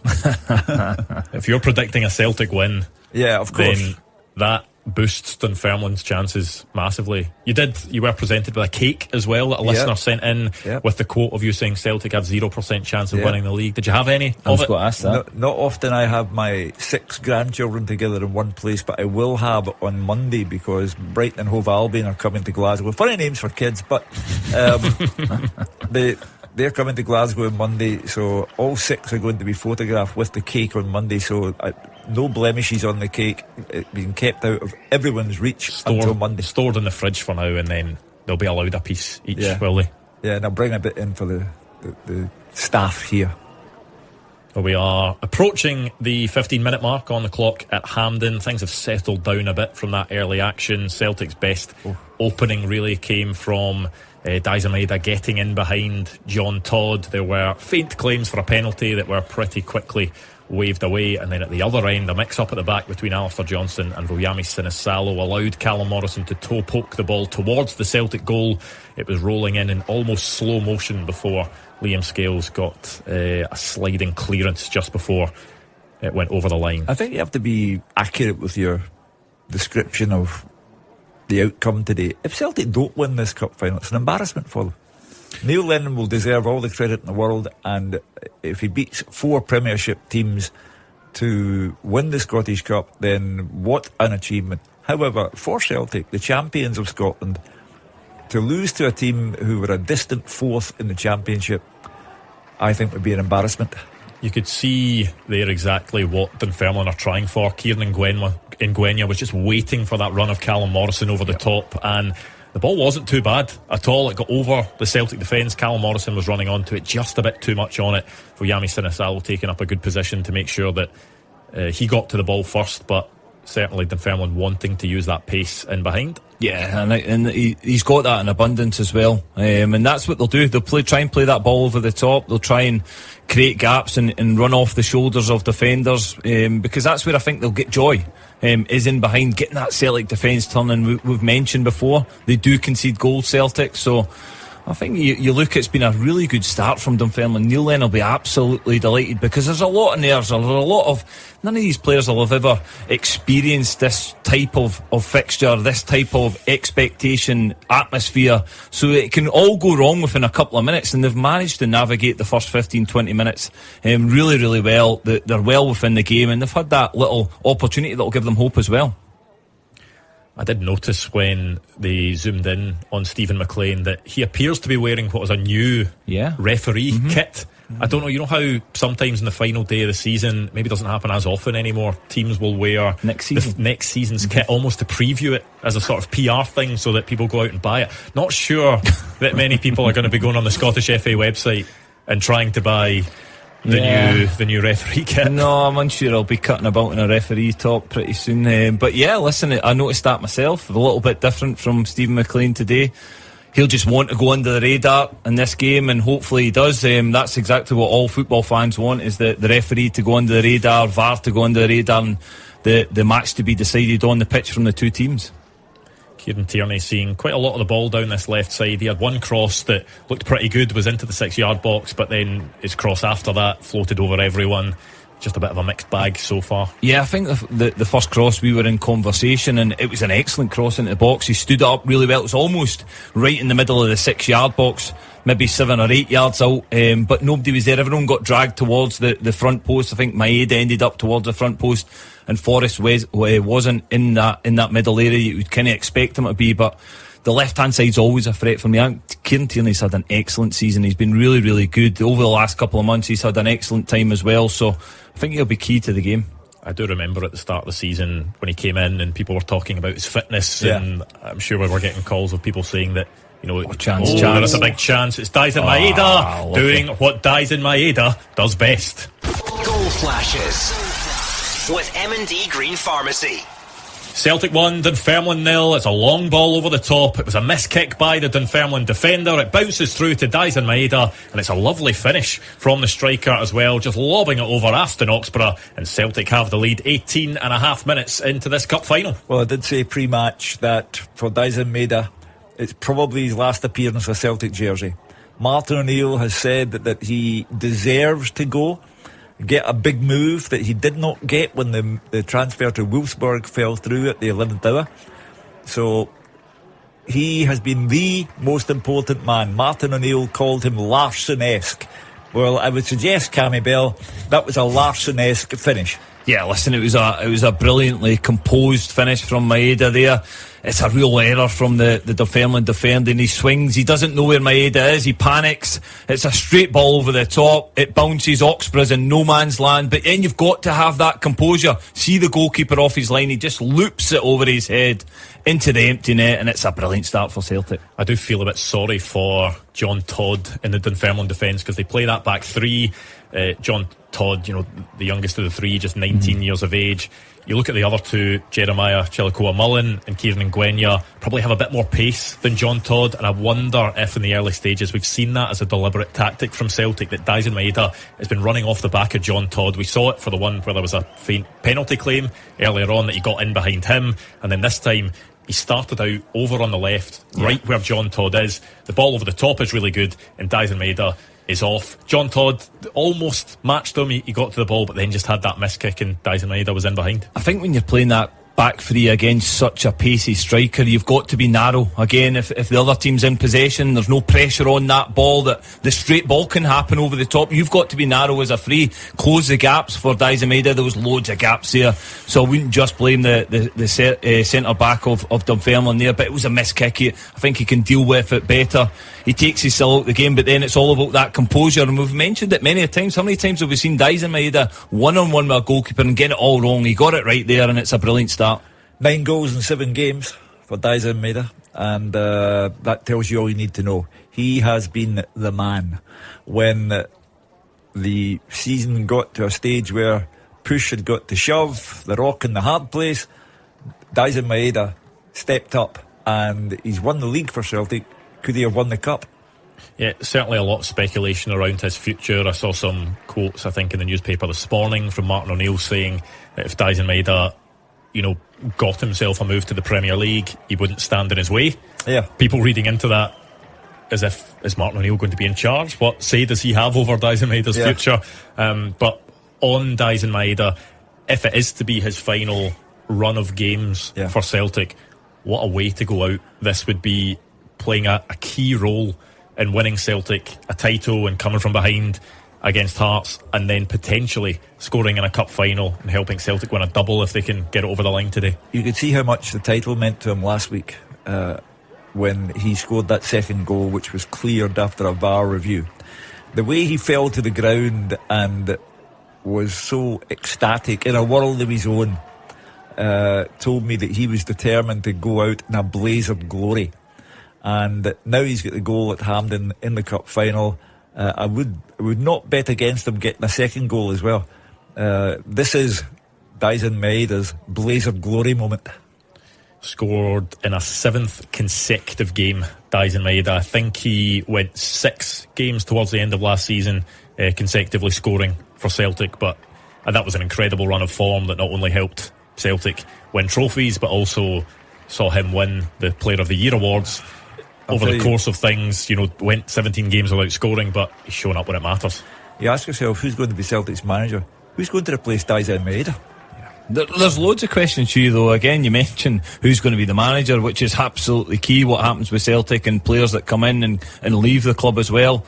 But Daisen Maeda, we all know, listen, Kyogo was a key player for Celtic. They've not really replaced him. They've not replaced him. Daisen Maeda's had to step up and produce them goals. He's done that to get them over the line this season, but it looks as if he'll possibly move on in the summer. So there's massive question marks of where the Celtic go and find their next goal scorer. You may know the answer to this, Andrew, better than I do. On the subject of Japanese players, where's Reo Hatate? It's a very good question. He wasn't in the squad against Hearts. He was definitely part of the celebrations when they lifted the trophy last weekend, but once again not on the bench. There hasn't been any word from Martin O'Neill about whether Reo Hatate is injured or not. He went a run of games where he wasn't getting off the bench for Celtic. You do wonder whether he maybe just is out of favour, and if it is to be Daisen Maeda's final period at Celtic, he's going out on such a high, scoring all these goals. If it's to be Reo Hatate's final run for Celtic, it would be quite a sad end to someone that has been a big contributor for Celtic over the years. Major contributor. At one stage, the man who made Celtic tick, really. But he seems to have vanished, and other than joining in celebrations, he's not joining in the play. So I think we've already seen the last of Reo Hatate.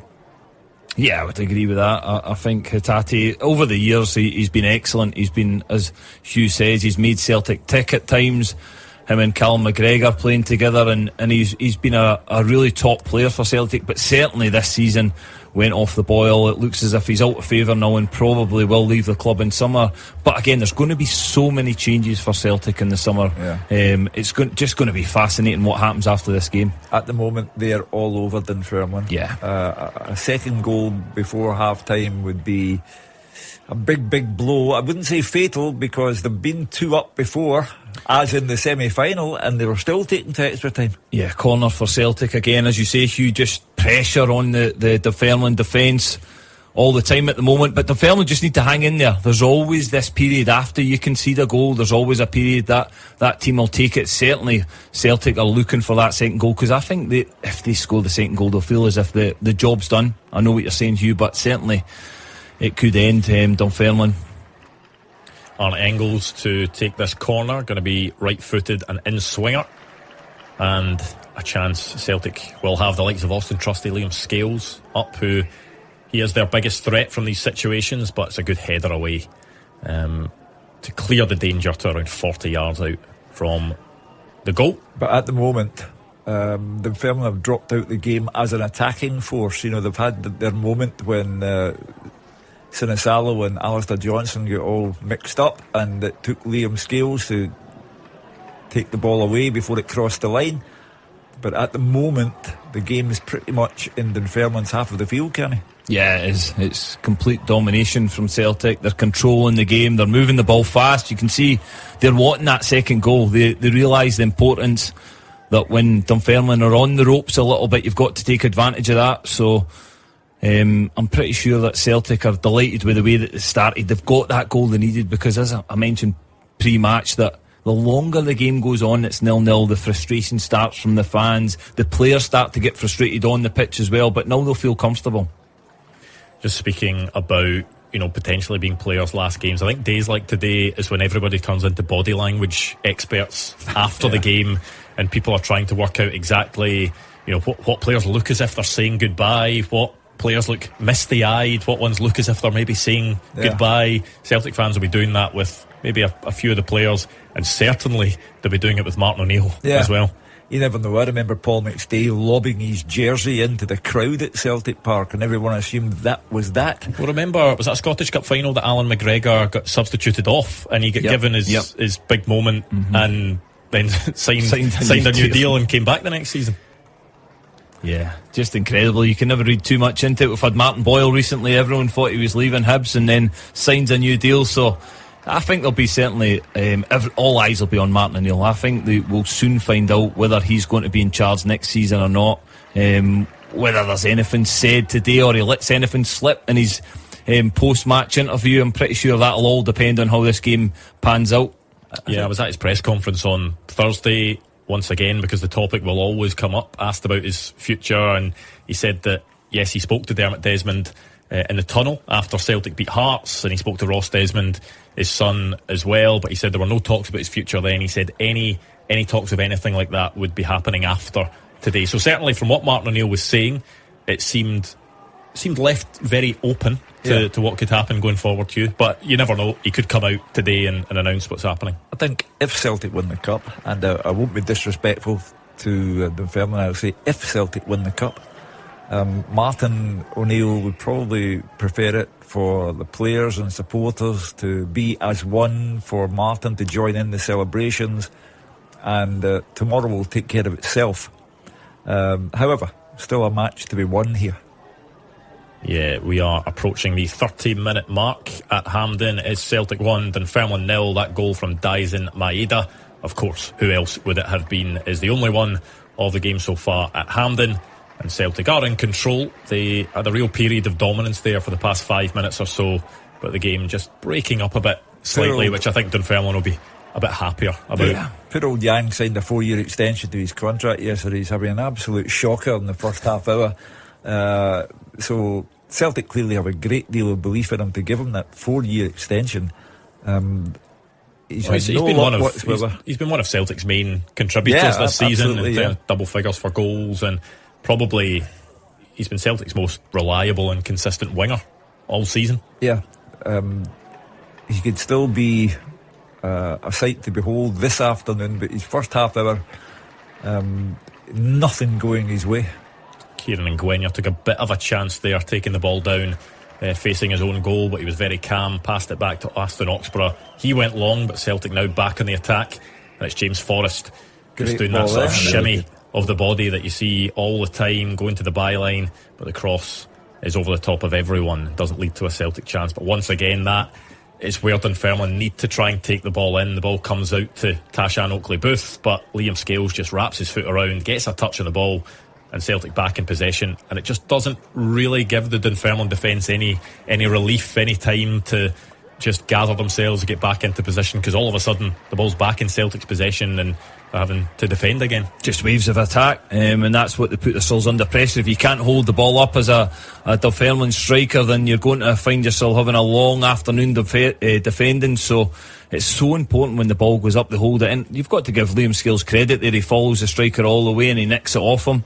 Very aggressive defending, but Celtic are in full control.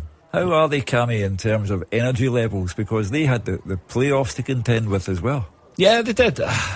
Again, I think they've had a long enough period just to settle themselves down. I'm pretty sure Neil Lennon gave them a couple of days off after that defeat to Partick Thistle, just to dust themselves down. But listen, you'd be absolutely up for this game. You'll be full of energy. It's just concentration, and I think that one lapse of concentration from the defence, when you start to play the elite teams, they take advantage of that. So we've already seen that. For me, they just need to get to half-time. If they can get to half-time 1-0, Neil Lennon will deliver the message that, again, frustrate Celtic, don't concede a goal, and then allow ourselves to grow into the game and try and put Celtic under a little bit of pressure. I do enjoy the stories about Neil Lennon as a manager, because every single player that you speak to, you referenced it, Brian Graham referenced it as well, that the one thing that he does is he makes every single player feel 10 foot tall.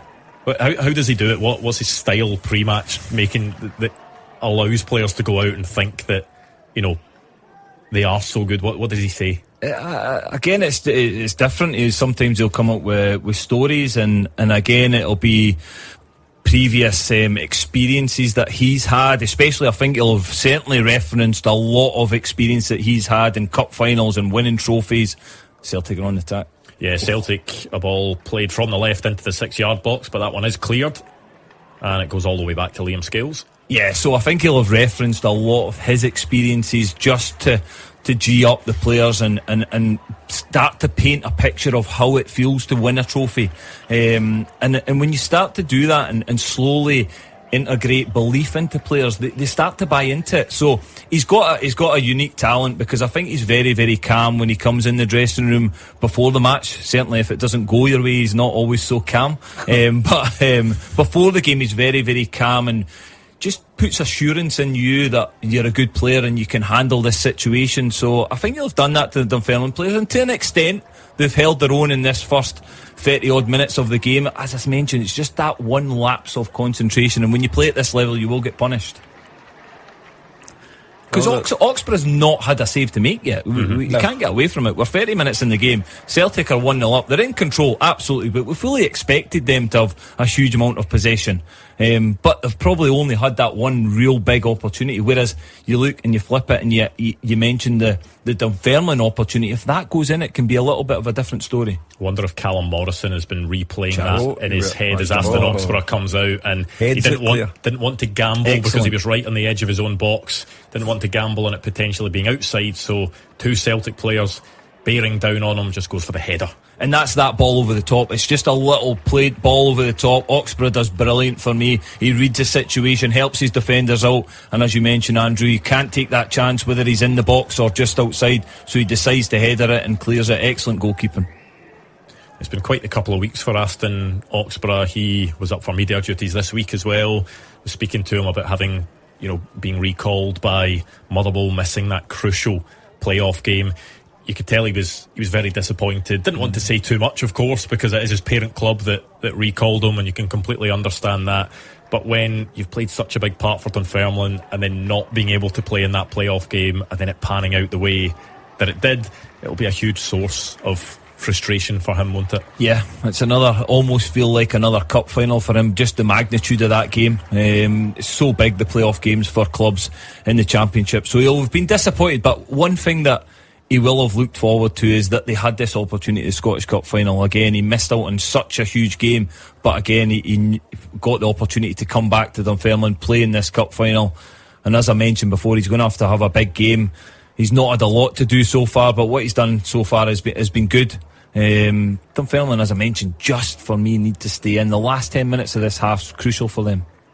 Neil Lennon wasn't waiting for half time to get his message across there, was he, Hugh? No, very animated. But you would expect nothing less, though. Yeah, well, of course. That's his whole life has been like that, player manager. It's the way he is.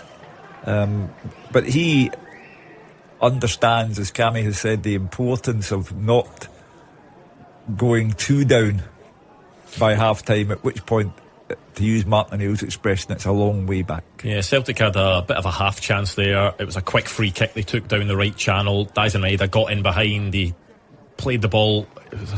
Wasn't really sure whether he was shooting or whether he was trying to play the ball across goal, but there was nobody else there supporting him. But you can see that we talked about Dunfermline trying to use that pace in behind. Celtic have that pace with Dalziel Brian, and a lot of teams in Scotland know all about that. Yeah, they've got to be careful. Well, strike from distance, and Celtic have their second. Goal flashes with M&D Green Pharmacy. Well, Arne Engels has really stepped up in this game. He's been one of Celtic's best players so far, and it's a strike from distance that goes low past Aston Oxborough, and Celtic have a 2-goal lead 10 minutes before the break. Well, they were 2 up against St Mirren and were taken to extra time, but they look, Cammy, as if they have the bit between their teeth. It might even go 3 before half time. Yeah, listen, this is a different team, Celtic team. They're in a different place at this moment in time. That, for me, is a hammer blow for Dunfermline. It's everything that Celtic wanted. It's a long distance shot. I'm not sure if it takes a deflection because Aston Oxborough just lets it go past them, whether there's bodies in the way. No, it just swerves. It swerves around the players. It's a shot from all of 30 yards. You could question whether Oxborough potentially could do better, but it's well struck by Engels, and it's exactly what Celtic needed. He doesn't seem to move his feet or do anything.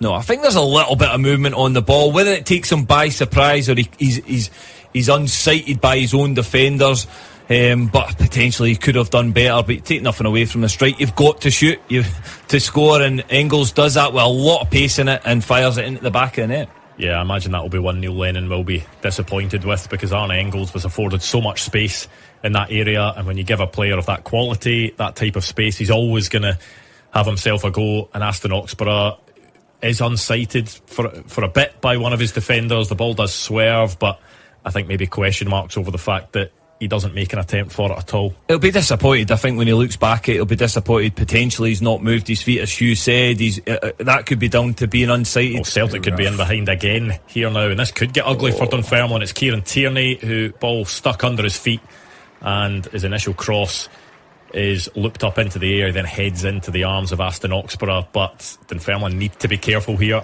or Celtic may well run away with this. You look at the stories of the season, and heaven knows they have been plentiful.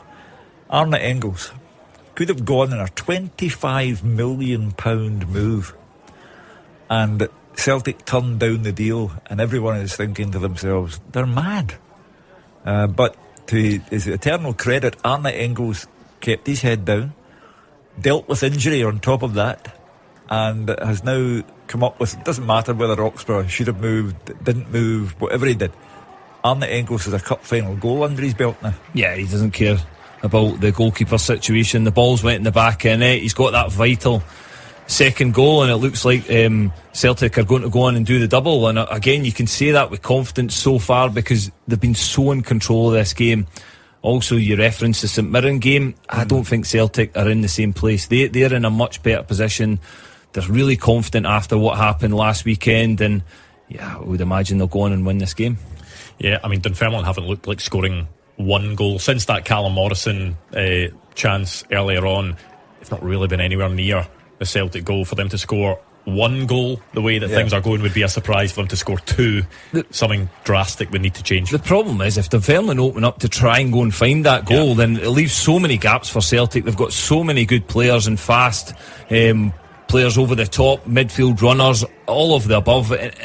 It could end up really, really ugly for Dunfermline. So it's a difficult one for Neil Lennon. Does he try and be expansive early in the game to try and get back into it, or does he just hold on to see if they can stay 2-0 until the latter moments of the game and try and nick something? It'll be interesting. First booking of the game goes to Charlie Gilmore. I don't know if there was just a bit of afters after the ball had been played away by Gilmore and Arne Engels. Engels certainly wasn't too happy about something that had happened with Charlie Gilmore, and Stephen McLean deemed it enough to be a bookable offence. Do you know what? Celtic, Cammy, look as if they're actually enjoying themselves. They're enjoying a game of football here.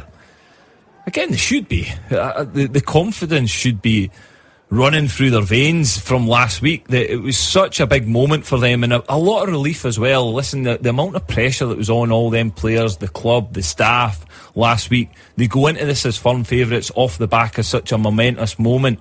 Then why wouldn't they be confident playing in this game? Why wouldn't they have a swagger walking into this game? And now they're 2-0 up. They should be walking with even bigger swaggers to try and go and make sure they enjoy the rest of the game. Does it make it easier coming into this game off the back of that win? Because if the title had gone a different way, Celtic had lost it on the last day, there would then become enormous pressure for Celtic to get the Scottish Cup over the line, whereas if they didn't today, it would still be a huge disappointment, but they would still have the title win to look at. I think the end of the season was so stressful for everyone, and I mean everyone, but Celtic got it over the line, and it's as if the players are saying, right, let's go and just enjoy ourselves.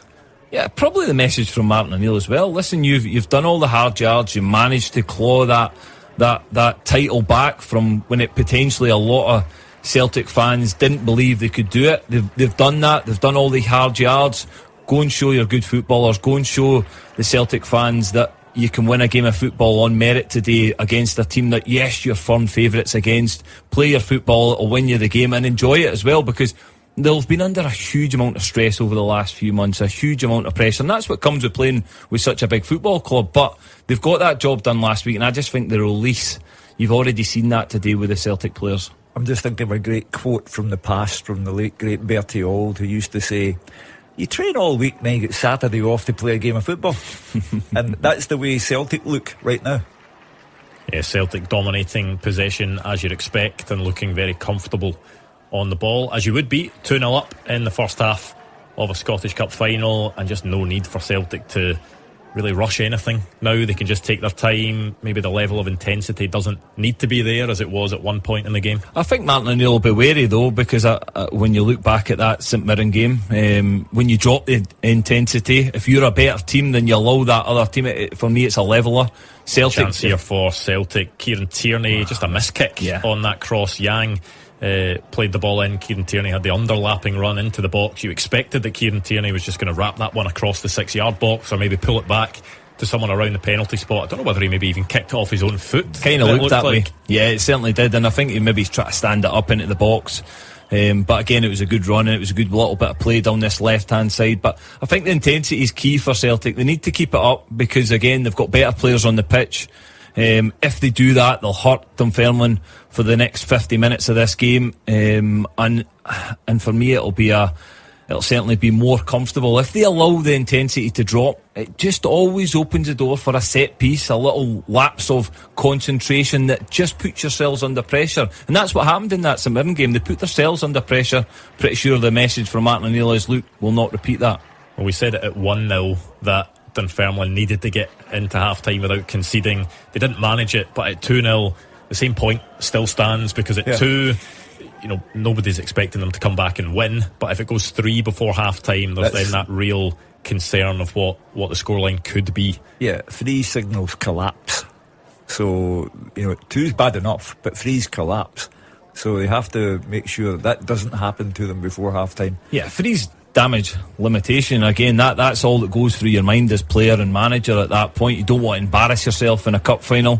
Whereas 2-0, as I mentioned, 1 lapse in concentration, 1 set piece, 1 refereeing decision, anything can go your way, and it just flips it a little bit. So important to just concentrate these last couple of minutes.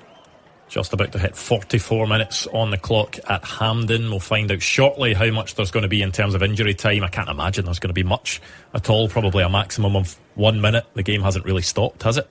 No. I can't recall. No one's been on the park to treat a player or anything of that nature. There's only been one booking, a couple of goals in there, so you'd imagine maybe 1 minute left to play on top of the 45, and then both teams will make their way down the tunnel, and it'll be very different types of team talks for Martin O'Neill and Neil Lennon. I think from Martin O'Neill and Sean Maloney, they'll just go out and say more of the same from their players, because there's probably no point in trying to overcomplicate anything when it's been plain sailing so far. No, again, probably key word is intensity. Keep the intensity up, keep moving that ball, move Dunfermline about the pitch. They'll tire, you'll get more opportunities if you do that.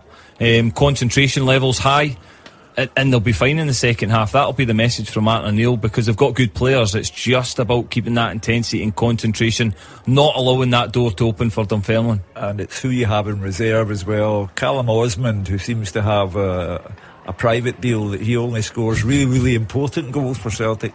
He's on the bench. Ian Acho, who has been responsible for so many big moments for Celtic in terms of the league title. So they're on the bench still to come. Tunetke, impact sub, that's what he's best at. So if Martin O'Neill goes in 2 up, knowing what he has in reserve, he's a happy man. It was 1 minute added at Hampden. We're already 17 seconds into that, so not too far away from the half-time whistle. Potentially one more chance for Celtic to get the ball near the Dunfermline box, but I'm not sure they'll be in too much of a hurry. But the ball does come out to Yang on the left side, and it's a good shimmy to get away from his defender. Outside of the boot cross from Yang, which was brilliant, but No Celtic player able to get that telling touch. James Forrest the closest of the lot, but that's real quality from Yang. Oh, what a ball. Great shimmy to start with. Takes it, really good touch, shimmy, moves the defender, and this ball with the outside of the foot is just phenomenal. In between the defenders and goalkeeper, nobody can get on it. James Forrest trying to get a nick and it would have been 3-0, but brilliant from Yang. Yeah, well, that will be the last action of the half, I think. Are we going to get a goal kick before that, or has the whistle already blown? It has. Let's go to Hampden, speak to Brian Graham, Gordon Dalziel, and first Gordon Duncan. Yeah, half time, Celtic 2, Dunfermline 0. Celtic well on their way to winning another Scottish Cup after a very routine opening 45 minutes here at Hampden. Goals from that man, Dalziel Maeda, and then Arne Engels, making this a very comfortable team talk for Martin O'Neill at the break. Not so much for Neil Lennon, who would have known his side were underdogs and were up against it, but even at that, they really have not managed to lay much of a glove. They did have Celtic hearts and mouths early on when Callum Morrison nipped in, took advantage of some slack defensive play. The ball almost crept over the Celtic line, but Liam Scales hacked it away just in the nick of time. That was just after Celtic had what looked like a fairly good penalty appeal when Dalziel Maeda tumbled under a challenge from John Todd. Stephen McLean and Celtic penalties have had a bit of a history in recent weeks. Wasn't given on the field, and VAR didn't see anything to contradict his initial opinion. Speaking of John Todd, though, the afternoon got more uncomfortable for him. It was a fairly straightforward long ball. He misjudged it, and for his one player in Scotland you don't want on the receiving end of it at the moment, it is Dalziel Maeda. He nipped in, lifted the ball over Aston Oxborough and into the back of the net to set Celtic on their way just before the game reached 20 minutes. It became very, very comfortable for Celtic, and the scoreline increased as well with around 10 of the first half to go. Arne Engels collected a layoff from Callum McGregor. He did rifle it towards goal. Whether Aston Oxborough was unsighted or not, he could only answer that, because he seemed to step towards it, then step away from it, and the ball ended up almost going in the middle of the goal. So a strange entry into the net from Arne Engels' strike, but a good hit nevertheless, and Celtic are cruising at the break. Gordon Dalziel, very straightforward. Yeah, I think you used the right word there, Gordon. Cruising. They've been put under no pressure at all. We knew that obviously if you're an underdog in a cup final, the first thing you've got to do, got to defend properly. Don't give cheap goals away, and unfortunately that's what Dunfermline have done, and let's be honest, I don't think there's any way back. To be honest, Dunfermline start 3-5-2, they go 4-3-3 when they're doing their own press, but then they've had to change to 4-4-2. They cannot get anywhere near Celtic. Celtic's Nygren and Engels, the two number 8s for Celtic, keep running into the pockets and causing that back three at times all sorts of problems. If Yang had his delivery and his final ball on point today, it could be a lot more. Celtic have been so dominant. They've had 82% possession in that first half, 6 shots, 4 on target. There was a scare early on when Morrison with one cleared off the line. If that goes in, could it be a different game? But since that didn't go in, Celtic have been in cruise control this first 45. The on-paper match-up between these two suggests that Celtic should have a comfortable afternoon, and it certainly has been that. Over to Martin O'Neill to keep this going with his team talk, and Neil Lennon to come up with something special in that Dunfermline dressing room. At half-time at Hampden, it's at Celtic 2, Dunfermline 0. Lots of men out there want to feel more confident in the bedroom. In fact, 1 in 5 men have issues as they get older. That's why MedExpress is here to provide support in minutes through a free online consultation. By completing the short online consultation, they'll suggest the right treatment for your concerns, all from the comfort of your home. And you know you're in the right place. They've been one of the country's leading online pharmacies since 2013 with over 1.5 million customers. Their UK-based clinical team will support you every step of the way and send your medication straight to your door. And the best bit is the whole process is online, so you don't even have to visit your GP. So no more planning or pressure, just confidence when you need it most. Visit medexpress.co.uk to check your eligibility and get 30% off with the code SUPERSCOREBOARD. That's Super Scoreboard, all one word, when you check out at medexpress.co.uk. Thank you all so much for being here at our wedding. I can't believe I get to spend the rest of my life with the woman of my dreams. Speaking of dreams, have you ever dreamed of tasting all the colours of the rainbow? Because that is exactly what you get with Skittles. 5 bold fruit flavours in every pack. Lemon, orange, lime, strawberry and blackcurrant. They're chewy, they're colourful, they're perfect. Just like my wife. So thank you for coming, and remember to buy Skittles. Shamelessly promote the rainbow. Taste the rainbow. Commuting to work? Pretty slow, isn't it? More time in the car. Joy. Maybe you don't feel it.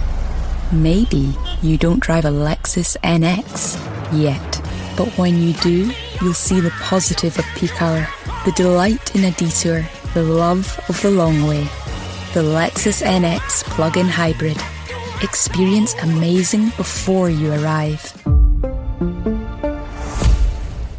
Grab the unrivaled Samsung Galaxy S26 Ultra with an incredible privacy display on EE, the UK's best network. You can save £20 per month, plus claim a Samsung Galaxy Tab S10 Lite. Now we're talking. So get yours today. Offer ends 28th of May. Saving on minimum 24-month 125GB airtime plan. Eligibility, credit check and terms apply. Credit by EE Limited. Claim from Samsung within 30 days of purchase. Verify best network at ee.co.uk/claims.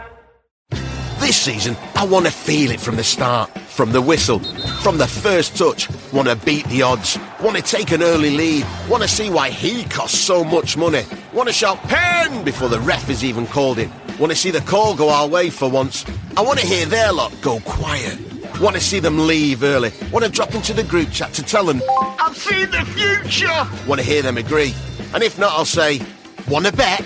Bet Fred. 18 plus, gambleaware.org. The team with the biggest support in Glasgow and the West. This is Clyde 1 Super Scoreboard. Yeah, welcome back to Hampden. We're at the break in this Scottish Cup final. It's Celtic 2, Dunfermline 0. So much of the pre-match talk was about the managers.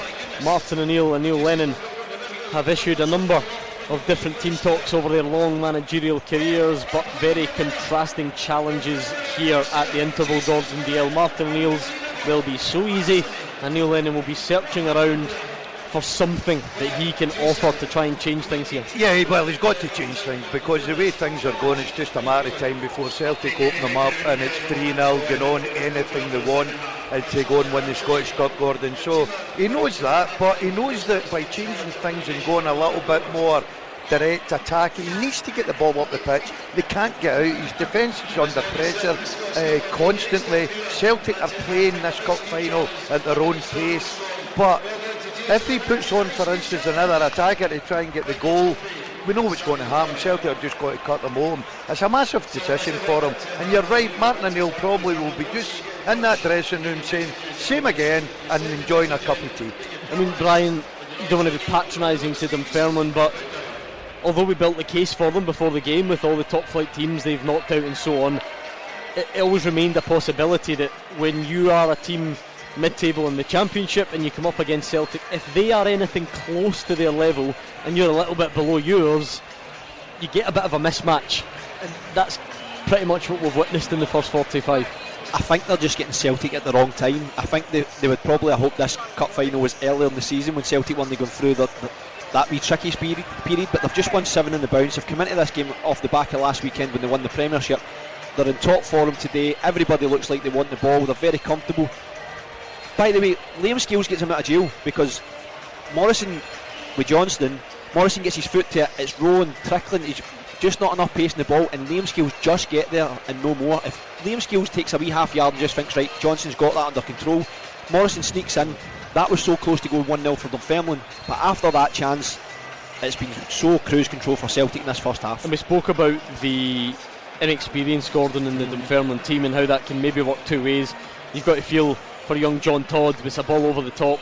We know Maeda's a defender's nightmare, but it's his presence almost puts John Todd off.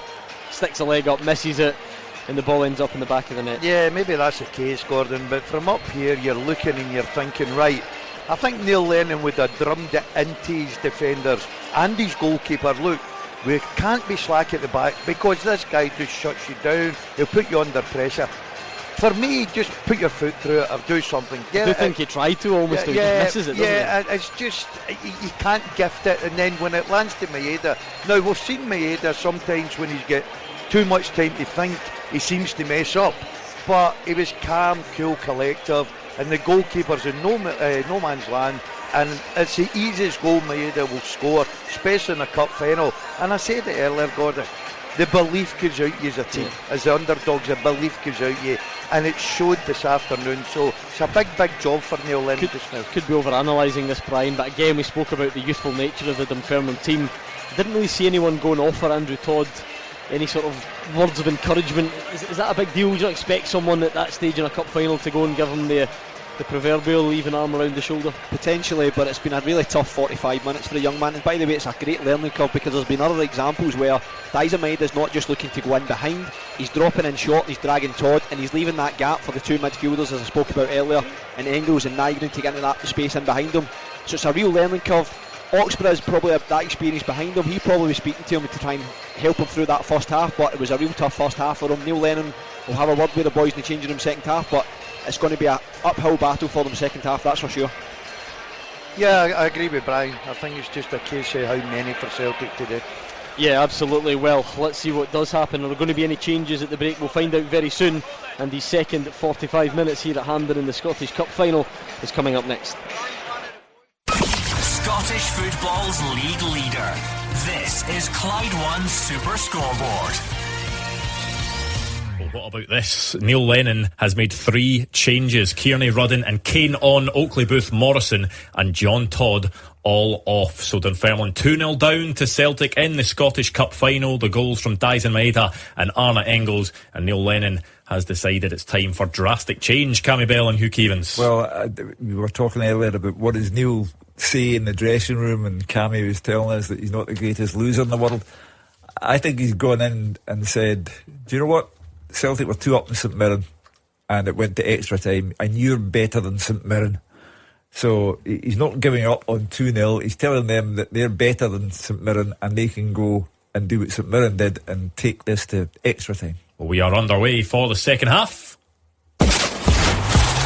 Clyde One Super Scoreboard Goal Flashes with M&D Green Pharmacy. Get set for the season with expert pharmacy support. But we'll see if those changes from Neil Lennon can turn the tide in this match, or will it be plain sailing for Celtic? 2-0 up in 45 minutes, and the Celtic supporters in the sunshine at Hampden, I'm sure, will be loving everything that they've seen so far. The 17,000 Dunfermline fans won't be so happy. They'll be hoping that they'll get something to cheer in this game. They almost had it in the opening stages of the game. Callum Morrison with an effort that was cleared off the line, but Celtic then took control. Dyson Maeda and Arna Engels on the score sheet. Celtic 2-0 up, and it's going to be an early free kick for Dunfermline. A challenge from Alistair Johnson on Andrew Todd, who one of the top performers really in the Championship this season, but it's been pretty quiet so far today. Yeah, he has. Again, listen, Dunfermline haven't had much of the ball. They've not had much possession, territory, whatever you want to call it. They've just not really been in the game yet. But that is a lovely piece of skill, and it will eventually go out for, I think, a corner, much to the bemusement of Kieran Tierney. I think that was Jeremiah Chilikoa Mullen, the central defender, the man wearing the captain's armband for Dunfermline. A lovely sort of scooped turn to get the ball one side of Arna Engels, retrieved it at the other side. I think it is actually the correct call from the assistant, because Mullen was then chasing the ball, slid in, and I think kicked it off of Kieran Tierney, and it went out for a corner, which... Wow, that is a huge opportunity for Dunfermline. It was a low, flat delivery from the corner, but the header, was it Chris Kane in the end, who almost seemed shocked that the ball came to him and just kind of stood firm, and the ball hit off his head and went wide of the mark. Yeah, I think, in fact, it was Nuruddin Abdullahi, wasn't it, that had a flicked header just wide of the mark. Yeah, it was a brilliant ball in. It was so flat, as you mentioned, just over that sort of first man at the front post. Kane, I think, just maybe gets a little flick first, and then the Dunfermline player, it comes at him so quickly, I don't think he can adjust his head to get on target, because for me, if he hits the target, I think it's a goal for Dunfermline. They've started the second half really, really well. Neil Lennon's obviously identified, look, there's a good ball in. Yeah, a good ball across, and it's gone out for a Dunfermline throw-in. But Dunfermline, whatever Neil Lennon has said at half-time, has given these Dunfermline players a rocket, Hugh. They are in full do-or-die mode. They know that if they lose a third goal, they might as well do what Hearts did and just walk straight into the dressing room and get their stuff and go on the bus. But if they can get one back, then it's the story of Celtic's Scottish Cup season. They make hard work of everything. Here's another ball into the box for Dunfermline. Chris Kane does get the header this time, which is slightly behind him. Oh, Zach Rudden, sorry, they've got the same haircut, the two of them. I was getting confused, but Zach Rudden with the header had Liam Scales for a bit of pressure, just unable to get enough power on that header. Fair play to Neil Lennon. He's just thought, right, okay, 2 down, everyone thinks we're finished with this game, let's go and disprove that theory. I think what he's done, Hugh, is he's looked at the front two. There's a slack pass which could allow Dunfermline in. Zach Rudden at the edge of the box goes for what would have been an incredibly ambitious effort, just didn't catch it properly either on the turn. Dunfermline have been excellent these first couple of minutes of the second half, and exactly what Neil Lennon would have wanted, to start the half fast and create opportunities, get in Celtic's half. What Neil Lennon's done is he's obviously looked at the front line. They wanted to play that ball in behind, hit the ball over the top with the pace. It's not worked. He's identified that, and now he's put on 2 experienced players, 2 different type of striker. You've got Chris Kane, who knows where the back of net is. You've got Zach Rudden, who is a big physical presence. So they've got another free kick in a wide area. So it's been a really good start from Dunfermline. They've had definitely a positive reaction from Neil Lennon's half-time team talk. They've got Celtic rattled. Yep, they have. Incredible how things can change, because you just never saw this coming at all in the first half, did you? But it's also Dunfermline need to take advantage when they're on top like this, because these moments aren't going to last. It's just what's going to happen when it's a championship team against a premiership team. But when you have that spell of dominance, you need to make sure that you get the goal, and this is a good opportunity from this free kick. They do get the cross into the box, but it's headed, sort of flicked header by Chris Kane. And I don't know, would he have been better maybe leaving that? It was a pretty impossible angle for him to try and head the ball in, but would it have just been headed away by a Celtic defender anyway? I think the ball needs to be deeper. It needs to be in the middle. It's hit the front first person, which is Chris Kane. He either needs to try and just get a little flick on it to generate it towards the goal, and other players to come in between the goalkeeper and the defender. But I think you've got to get a deeper free kick. But positive signs for Dunfermline. They've started this half with a real intent and intensity in their play. Celtic have struggled to keep a hold of the ball. Again, it's Dunfermline picking up, starting another attack. So, really good signs. It's funny how you can become champions of your country one weekend and then get rattled by a team from a lower division the following weekend. In fairness, they did cruise the first half, so it's not been across the full game. But certainly in this 5-minute period, Dunfermline have shown that they are up for this and are trying to get themselves back into the game. Well, it'll be rattled with a capital R if Dunfermline score. But as I say, the caveat is that if Celtic make it 3-0, then that's it. That is the danger as well, Cammy, that we talked about in the first half, that if Dunfermline do get their tails up and they maybe start chasing things a bit, they'll then be very open at the back, and that's exactly what Celtic would want. Yeah, and again, I think Gordon Dalziel touched on it at half-time that you've got to be switched on every moment as a defender, as a goalkeeper. You need to stay alert, because Celtic have got players that can hurt you just in that one moment, one ball over the top, and this game can be away from Dunfermline. So they need to be aware, but they look as if they're much more confident, they're composed on the ball, they're creating opportunities. They look much more of a threat in this first 5 minutes than they did the whole of the first half. Let me ask you, do you think Neil Lennon's thinking, you know what, I should have started with this team? Yeah, possibly, but again, you've got to take your hat off to him. He's identified that it's not working. He could have stuck with that and went, I'll see what happens at 60 minutes. He's changed it at half-time to give his team an opportunity to try and get that next goal. Well, possibly a chance for Celtic, but was it James Forrest just tried to do that body feint that he always does, didn't quite work out, fell to the ground, and Dunfermline now trying to get themselves forward. Is that going to be a free kick to Dunfermline? Yes. It is, because Chris Kane knocked the ball by Austin Trusty. Austin Trusty is claiming that Chris Kane pulled him down and into him, which caused the contact and caused them both to fall. He's not happy. Chris Kane is, because Dunfermline have got themselves a free kick. You can get it, Trusty, so easily, can't you? Yeah, listen, again, it's clever play from Dunfermline down this left-hand side. Chris Kane's a very experienced player. He uses his body, he gets it in front of Trusty to make him uncomfortable, and Trusty has to bring him down. I think that is a yellow card for me. Yeah, it's sort of stopping a promising attack. Yeah, it is, isn't it? And as much as Austin Trusty is saying that Chris Kane has got a hold of them. They're both jostling, and I think Chris Kane just gets ahead of him, which is the key. Yeah, he uses his body, and again, that just comes with experience. He understands that he just needs half his body in front of Trusty, and then he panics a little bit that he's going to get away from him, so he has to lean in, he has to grapple with him, and gives away the free kick. Well, Dunfermline still continuing to look the better side in this second half. It was a very different story in the first half, where it was all Celtic. That's where they have that 2-goal lead from. And this time Chris Kane can't hold the ball up. He wasn't happy with the ball played into him, though. Soon be time for Tunekti and Forrest off, I think. Could you see a Celtic change soon, do you think? Well, on the fabled hour mark, I think so. They have been completely knocked out of their stride in this second half. Having enjoyed a game of football in the first half, they're not enjoying this.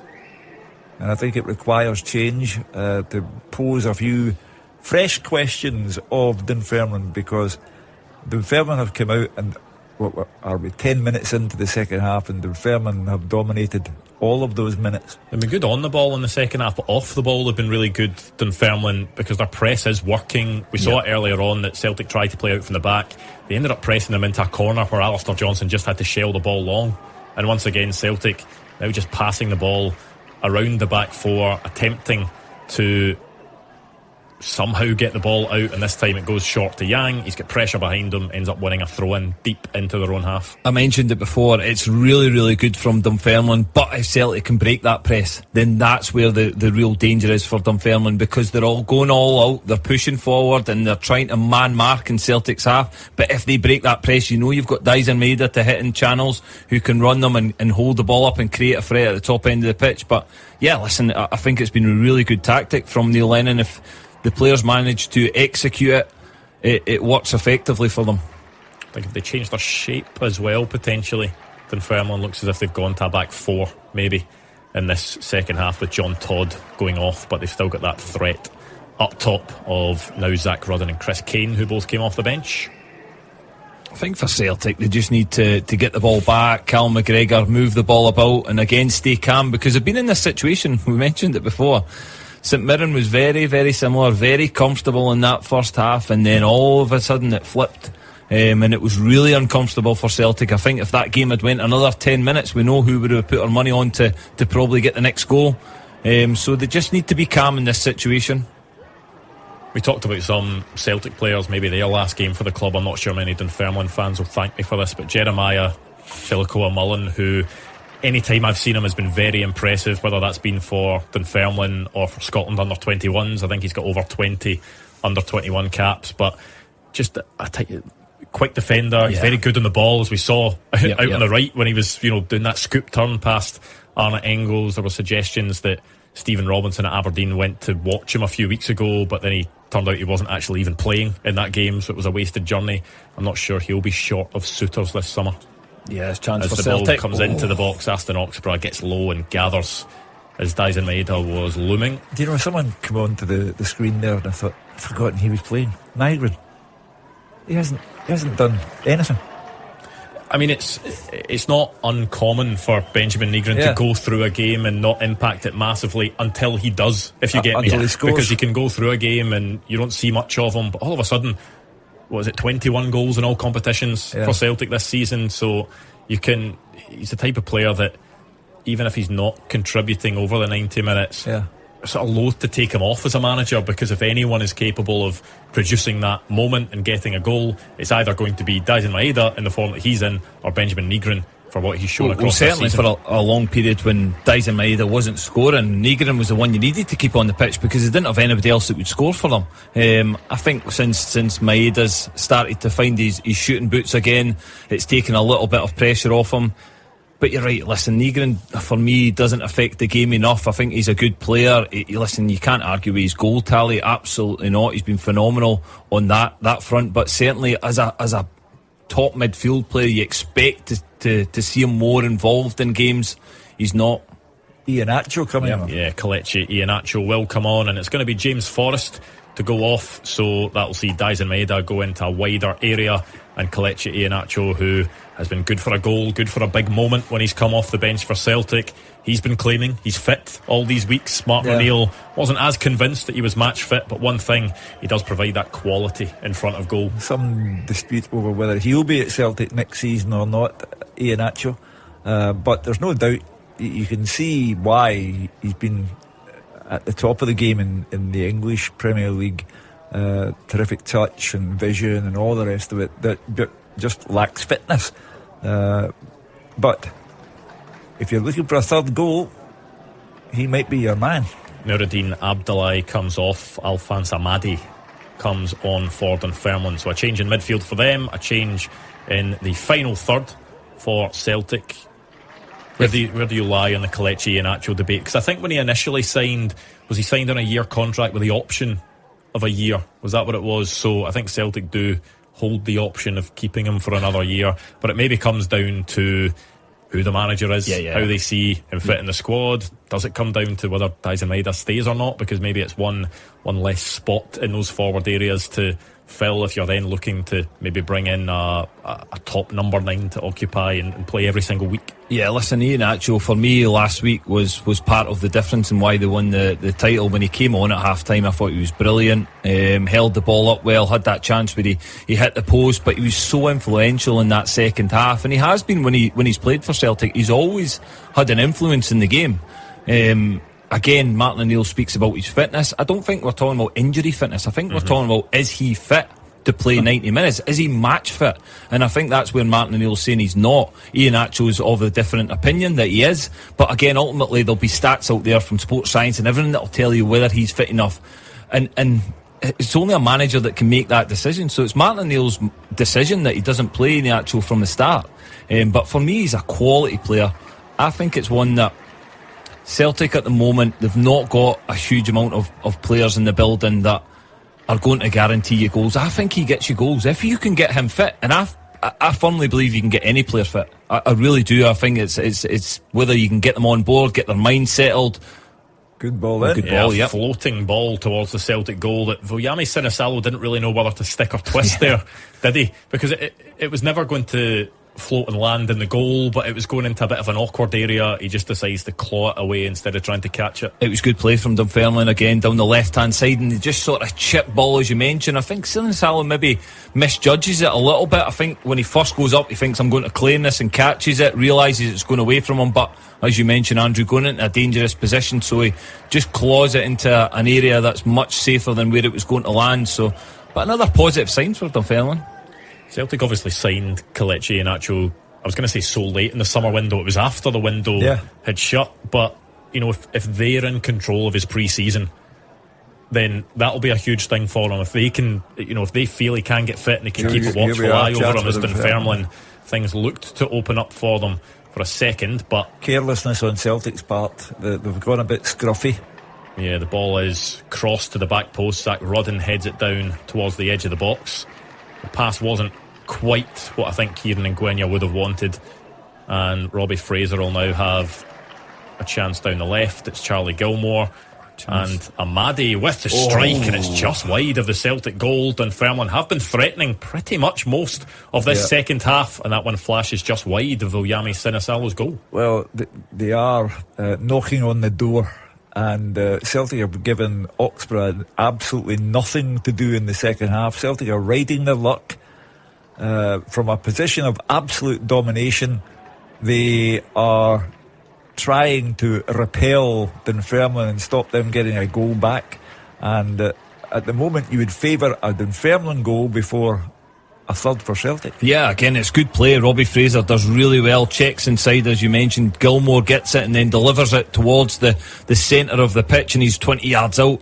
Amadi takes a shot on. Sinisalo's scrambling for it, it's going in the corner, it just goes wide, but certainly a warning sign from Celtic. Well, I mentioned it in the first half, that if they drop the intensity, if they become slack, they'll lose concentration, think it's too easy, then that'll open the door from Dunfermline. And I feel like Celtic have approached the second half very, very similar to what they did against St Mirren. You've got to give Dunfermline credit, but I also think there's question marks over the way Celtic have approached the second half. Yeah. Complacency? Yeah. And yes, understand that, because you've been in that position that you're 2-0 up and you think the game's over. But I just think the professionalism, I also, because the St Mirren game was so recent, that you've had that warning saying, why would you want to put yourself in that similar situation under a little bit of pressure, whereas you can take the game to Dunfermline, get that third goal, and then it is absolutely game over. Certainly, like psychologically, anyway, this will be big for Dunfermline, knowing that in the past, what's almost been 20 minutes of this second half, that they've not only managed to compete with Celtic, but they have been the better side for those 20 minutes. But they'll just be hoping that spell of pressure isn't coming to an end, with Celtic now starting to get on the ball a little bit more than they were. It's life in a tightrope, because one positive move, one kick of the ball, 3-0 Celtic, then you've had it. Well, there is part of the problem, because all of a sudden, if you switch off very slightly when Dalziel Maeda is around, he'll nick the ball off you, you'll get round the other side, and he'll gain Celtic possession in an area where you don't want them to have possession. That just sums Dalziel Maeda up. The defender's trying to see it out for a goal kick, and he just never gives up, as you mentioned, swings his leg around, keeps it in play, and now Celtic are back in possession in a really good area of the pitch. So he's just one of these guys. Certainly see as being an ex-goalkeeper, you look, he's a striker or a forward player that you want to have in your team, because you know he's never going to give anything up. He's going to keep you up that end of the pitch. For me, he's priceless for Celtic at this moment in time. I was at the Celtic Hearts game on Saturday, and not too long after full time, when the podium was being constructed for Celtic to go up and lift the trophy, I looked down onto the pitch at one point, and Dalziel Maeda was just sprinting down the tunnel. I don't know what he'd left down there, but you looked at the physical, the emotional toll that the whole game had taken, and there was Dalziel Maeda just sprinting down. But there we go, that is you see the good and bad of Dalziel Maeda in every single game, because the ball is fed down the left channel there. He's obviously playing out wide. Does he go for an early cross there? And I think he was going for a goal. Do you think so? He can't be going for a goal from there, Hugh. No chance. I think he's gone for an early cross, just gets it all wrong. When he gathered the ball with his back to goal against Rangers, the last thing you were thinking No, 100%. Again, when you see that though, and it's a really good move, and it's a perfect, Dunfermline have got a really high line, Iheanacho's in the middle of the box, all you need to do is slide that ball in between the goal and the goalkeeper, and Iheanacho's probably put it in the back of net. He gets it all wrong, and it's ballooned over the bar. And that's where Dalziel Maeda lets his still down from being that top player that I think he can be, is just that final moment. Well, here is a chance, and I wonder if he's maybe offside, as Celtic will score here, but we will wait to see whether this flag goes up. I don't think it has. It is. The flag has gone up. And I think that if Kelechi Iheanacho had ran onto that ball instead of Yang, I think Celtic could have been through there, but I think Yang was in the offside position. He ended up running ahead of Kelechi Iheanacho, taking that ball on. And I think that it is tight, certainly. Kelechi Iheanacho was onside when that ball was played through. Yang looked to maybe be leaning offside. If he'd left the ball for Kelechi Iheanacho, Celtic may well have been through and onside. Yang then gets through, cuts it across to Iheanacho, who finds the finish, but we will see whether the decision for the flag to go up is correct or not. Yeah, I think it's certainly, from first look at it, it's possibly just marginally offside from Yang, but you're right, if he leaves it for Iheanacho, whether Iheanacho would have had the pace to then get to go, it was a really good move from Celtic, slid ball in behind, good run from Yang, but possibly just slightly too early. Offside. Yes, Stephen McLean signals that it was the correct call from the assistant. It is offside, so that is not going to count for Kelechi Iheanacho. Well, it's a let-off for Dunfermline, a warning that it only takes a few seconds for Celtic to create a goal, but we're back to where we were, because it's 2-0. Dunfermline have been better than Celtic in the second half, but Iheanacho has started to have an influence on the game. Yeah, you can see the lines there, and Yang is half a yard offside, would you say? So there is, you can see why the assistant was able to spot that one. 4 goals in his last 8 games for Kelechi Iheanacho, which is not bad considering the fact that those appearances are pretty much all off the bench. Yeah. Again, a player that we're saying is unfit, but it just shows you the quality he's got. He knows where the back of the net is there. His first opportunity within the second half presented to him. Sorry, I think 5 and 8. Did I say 4 and 8? Yeah, he said 4.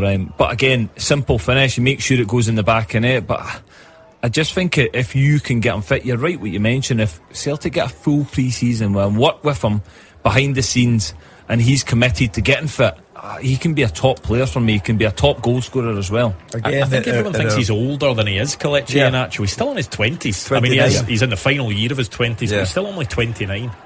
Again, in our story of the season, he gets a mention because Brendan Rodgers leaves Celtic, and Brendan Rodgers is absolutely assassinated in the statement released by Dermot Desmond. But Brendan Rodgers got Kelechi Iheanacho to Celtic because he knew him, and as you say, it wasn't even the transfer window. Brendan Rodgers knew he could get him out with the transfer window. It's also not just the fact that he's scored goals in recent times, Kelechi Iheanacho. It's the importance of all the goals as well, because he scored a winner against Dundee. He scored 2 in extra time against St Mirren to help Celtic get into the Scottish Cup final. He scored a winner against Hibs and scored that late penalty against Motherwell. So every single goal he scored is counted for something important. Yeah, big game player. Again, he's been there and done it. He is a big player for Celtic. Again, what he brings for me is he holds the ball up well. He links play really well. The only part that's missing for him is that fitness element of where he can chase the ball down, he can move about at the top of the pitch when they're out of possession. If he can get that element to his game and get his fitness levels up that he can play 90 minutes, there's more goals there for him, absolutely, because he's a very, very good player. So you're right in what you say. When you've got a guy that scores these important goals in big games, I think it's certainly got to be something that Celtic look at, try and keep in. That's a horrible one for Chris Kane, where he slid in, he's won the ball, he sort of tackled through it, and the ball's then ricocheted off Arne Engels and then back onto his own face. Catches him flush right in the middle of the face. I think his nose is bloodied because of it while he was sliding on the ground, so he's getting a bit of treatment. He's going to feel that one in the morning, I think, Hugh. Well, he's going to feel it right now. Yeah, he's put himself about since coming on. It's kind of the Chris Kane guarantee, isn't it? Yeah. It wouldn't change his looks, I have to say, but that's very harsh. No, he's put himself about, which is exactly what Neil Lennon wanted him to do.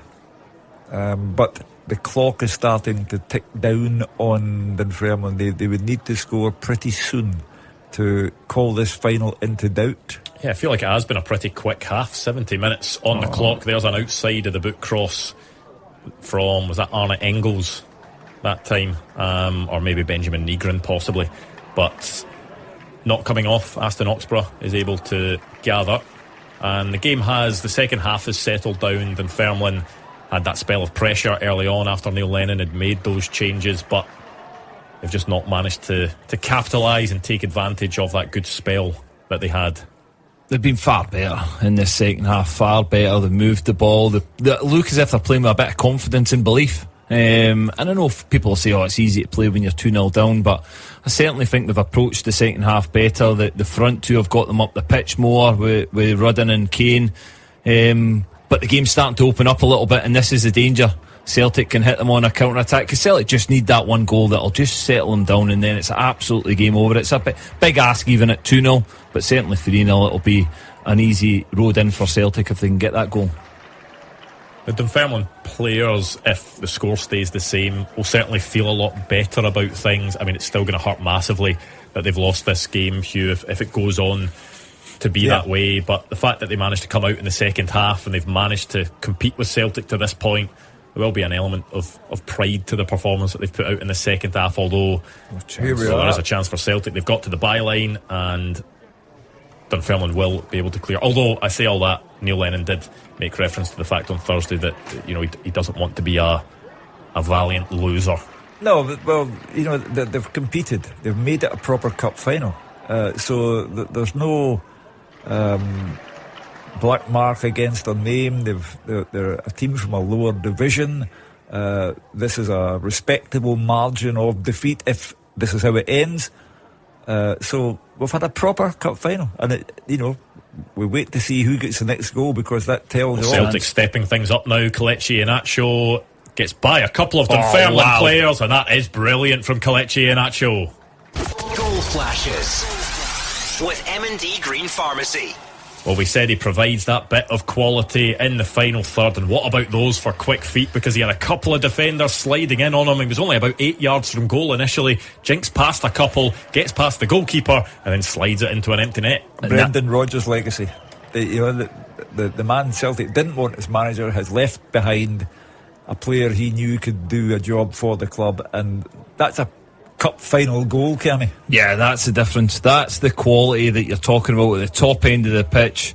Again, under so much pressure from defenders, so calm in them situations. Great feet from Iheanacho there. You see one defender, two defender, the goalkeeper's right at his feet. He manages just to quickly move it away from, puts it in the back in it, and that's what he's all about. When you're in them big moments, he manages to produce it, and that is a big moment for Celtic, because that's certainly secured the cup. Yeah, he has that initial chop inside with Jeremiah Mullen sliding in. He then sort of jinks past the sliding challenge of Robbie Fraser. Aston Oxborough then goes to ground. He's diving at him. Another shift to the left, and all of a sudden he's got an empty goal to put the ball into, and that is just top quality striker play. Brilliant. When you see it in slow-mo there and you watch it back, the players that he has to beat, again, players sliding at his feet, you're only 8 yards from goal, you've got a goalkeeper right at your feet, you're having to move the ball in a quick short space, and then there's another player trying to close it down to block it, and he just finds the gaps, and yeah, top quality striker play.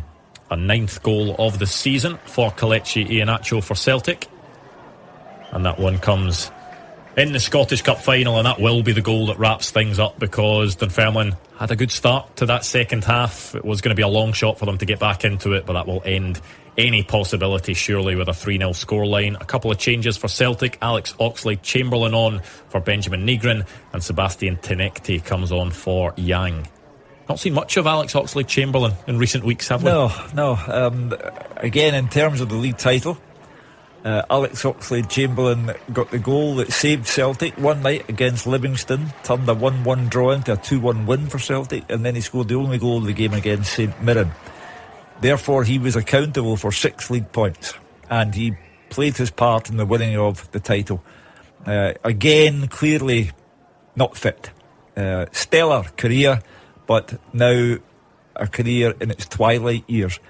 But I think Martin O'Neill is paying him back for those 6 points that he won. Yeah, certainly giving him his moment, because when you look at the post-split fixtures, came off the bench for 13 minutes against Falkirk, but then didn't get off the bench against Hibs, Rangers, Motherwell or Hearts. But he is on in the Scottish Cup final. Celtic are 3-0 to the good, and Celtic are going to lift a double this season under the stewardship of Martin O'Neill. Yeah, just incredible. Again, that goal just kills the game for Dunfermline. They had a little bit of momentum. They've been very good in the second half. They've made a game of it. They've posed a threat at the top end of the pitch. The changes have certainly helped them get up the pitch, and Rudden and Kane have held the ball in much better than the strikers in the first half. So, but again, it's just that bit of quality. We mention it all the time. That little bit of quality, that moment, Iheanacho produces it. What an image that is of Neil Lennon just sitting on a water cooler in the dugout. Almost kind of looks as if he's just accepted defeat. I mean, he's too experienced a man not to know which way the wind's blowing. Don't think he'll have accepted it, but yes, that's a good point. Yeah, he probably knows it's going to end up in defeat. He'll be frustrated. He'll be frustrated with the goals that they've lost. Certainly, the ones in the first half are avoidable. You're always going to give up opportunities against Celtic. They're a good side. Don't think Oxborough's had too many saves. You could have questioned them over the second goal. The first goal's a mistake from the centre half, and poor positional play defensively from the other defenders. So there's moments that if Dunfermline get them right, they make it a more difficult afternoon for Celtic. So you'll be disappointed in that. And despite the fact that Dunfermline are going to go on and lose this final now, it won't feel like it right now. But it's such a huge achievement for Dunfermline to get to the final anyway, especially the way they did it.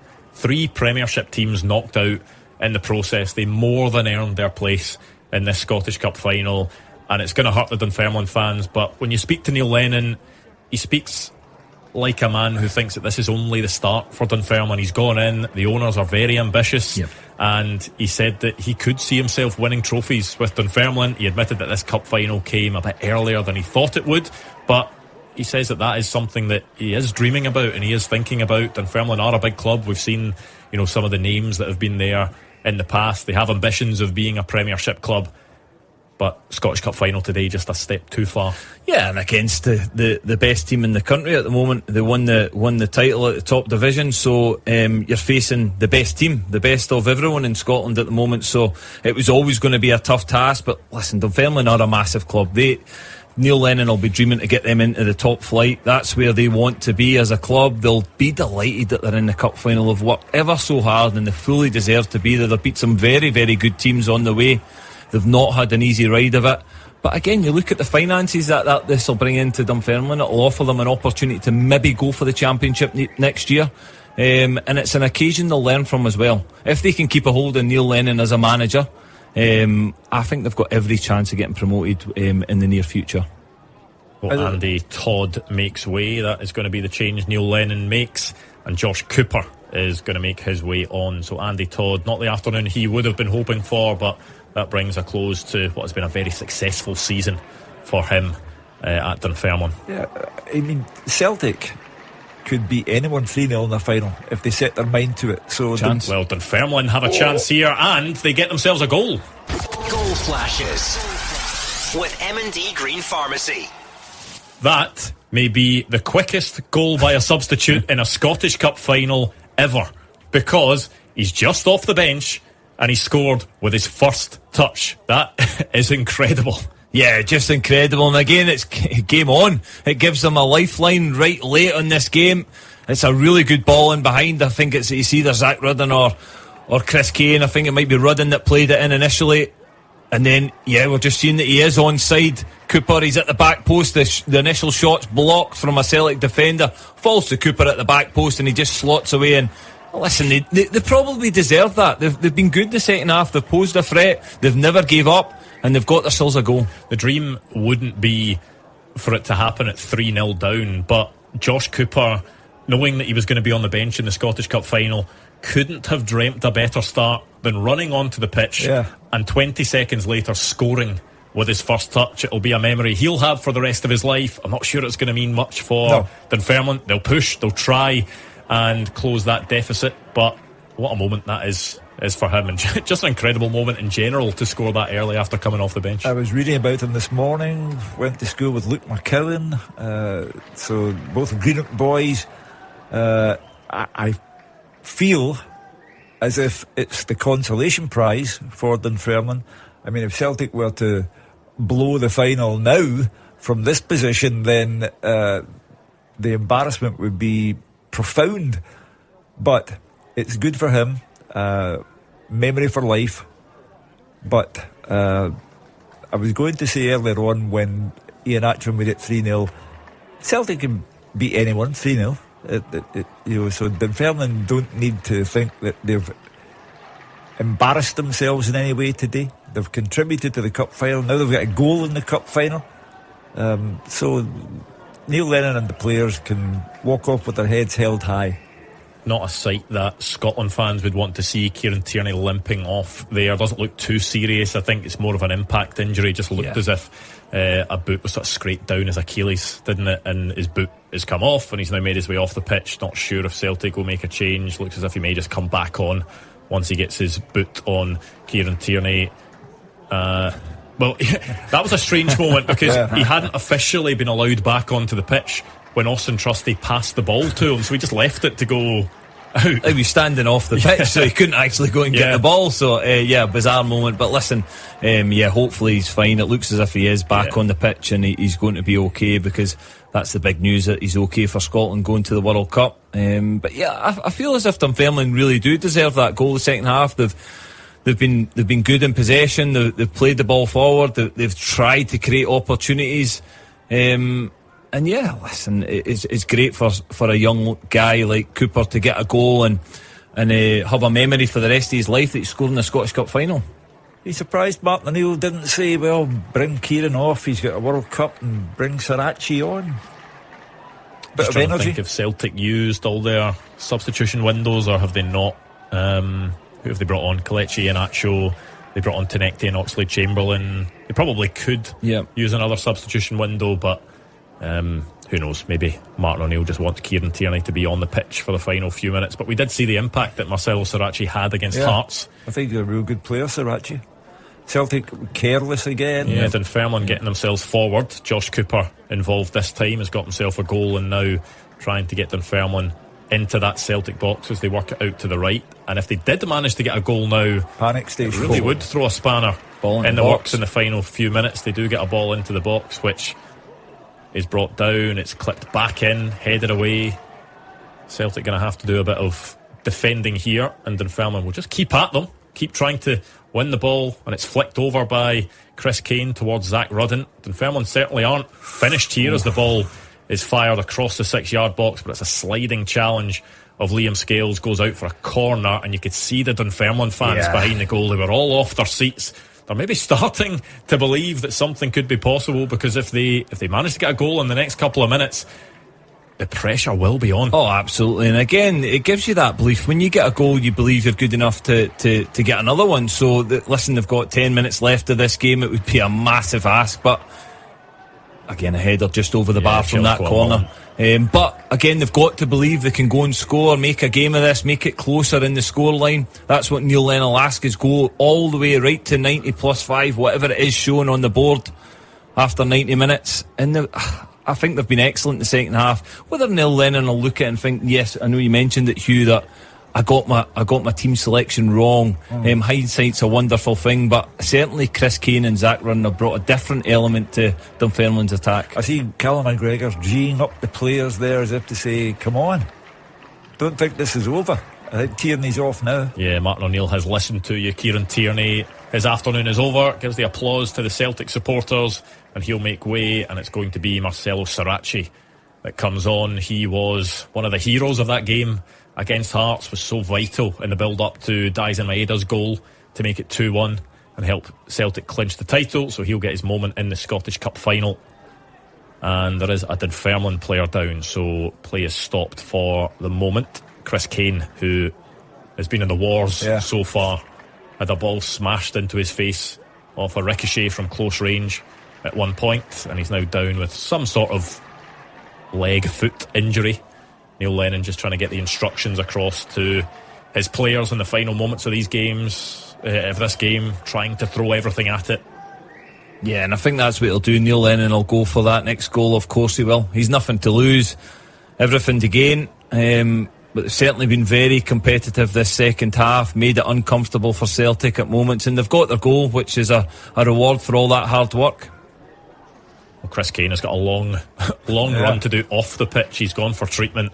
He's had to go off behind the goal, and he's going to have to march his way most of the way up the pitch to catch up with play after Voyami Sinisalo's goal kick. But Dunfermline then try and launch it down the other end, because the only thought in their mind for the next 4 minutes plus injury time is to get the ball forward, get it forward at speed.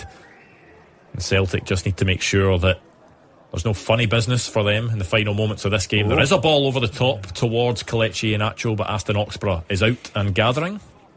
Yeah, but it's a spirited finish from Dunfermline. The clock's against them, but they're determined to get it to 3-2 and see what time added on might do for them. So Celtic have a job still to do. It's amazing, Celtic go 3-up in a cup final, and it's not over. It's been the maddest season of all time. I think if Celtic had thrown away a 3-goal lead in a Scottish Cup final to a Championship team, that would have just been the next level of things. It doesn't look like it's going to happen with 3 minutes to go of the 90, but you've got to say in the second half Dunfermline have definitely put in a good fight, but a lot of the work that Celtic did to get themselves into this position happened in that first half. Daisen Maeda and Arne Engels with the goals, Kelechi Iheanacho with a lovely dance through the Dunfermline defence before finishing into an empty net that he'd created for himself to make it 3-0. Josh Cooper has made it 3-1. and Celtic have got themselves up the pitch. It's going to be a corner, and they will take their time over this one, Cammy. Yeah, they will. They'll set it up, they'll put it in the box. But listen, it's nearly job done for Celtic. All they needed to do today was get the win, get the trophy in the bag, and they've created a double that, again, you look back in months previous to this, you would have never thought Celtic would have been in this position, that they would have got a double, the state that they're in at some points in this season. So it's hats off to them, and full credit to Martin O'Neill, because he's the one that's guided them to that double. Yeah, it will go down in the history books as another season where Celtic have picked up more than one trophy, Hugh. If people were to look back at it, they might just think it was just like the rest of them. Celtic were dominating Scottish football and were the top team the whole way throughout. It hasn't been the case, but Celtic coming out on top once again, getting 2 trophies, and Martin O'Neill at the helm. It has been a turbulent season for Celtic, but they've earned these trophies through hard work and getting through adversity. It's a season where you're going to have to take the summer to reflect on everything that happened. As I say, everything has a story behind it. You know, Arne Engel's the second goal for Celtic, they turned down £25 million for him. A Scottish club turning down £25 million for a player. Dalziel Brian with his wonderful Henrik Larsson-esque type chip over the goalkeeper's head on what will probably be his last ever appearance for Celtic. 9 goals in 7 games. Someone who looked utterly fed up. And then you have Iheanacho, scorer of so many important goals at vital times for Celtic, scoring a cup final goal of real merit. But when you go back over the season of 3 managers at Celtic, and all of the upheaval, the fight between the board and the fans, the AGM that wasn't completed, you could go on and on and on. But to have a league and cup double at the end of all that is astonishing. Well, here are Dunfermline at the edge of the box once again. It's a sort of reverse shot by Zach Rudden on his left foot, but the ball was kind of underneath his feet. He was never really going to get the required power on it, and it is easily gathered by Sinisalo. Yeah, no, it was a nice bit of play down the right hand side. They managed to work it inside to Zach Rudden. As you mentioned, the ball was under his feet. He's never going to generate that power to beat Sinisalo, and Celtic had enough bodies around about him to affect it.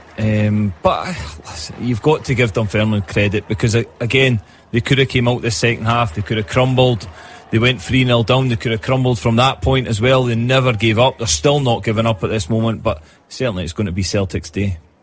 How long had it done? 4 minutes added. We are 18 seconds into those 4 minutes, and it'll just be a case of, you'd think, Dunfermline seeing if they can launch that ball forward and create any type of opportunity, and Celtic just making sure that they hold firm and they will get their hands on that Scottish Cup trophy. Martin O'Neill will get his hands on that Scottish Cup trophy, and it may be the final trophy for some of Celtic's players. Remains to be seen what's going to happen in the summer. A lot of people think there will be a big rebuild, speculation over some of these players, and if Dalziel Maeda is to go, then his final contribution could potentially be an assist for Kelechi Iheanacho, but it is good defending by Ngwenya.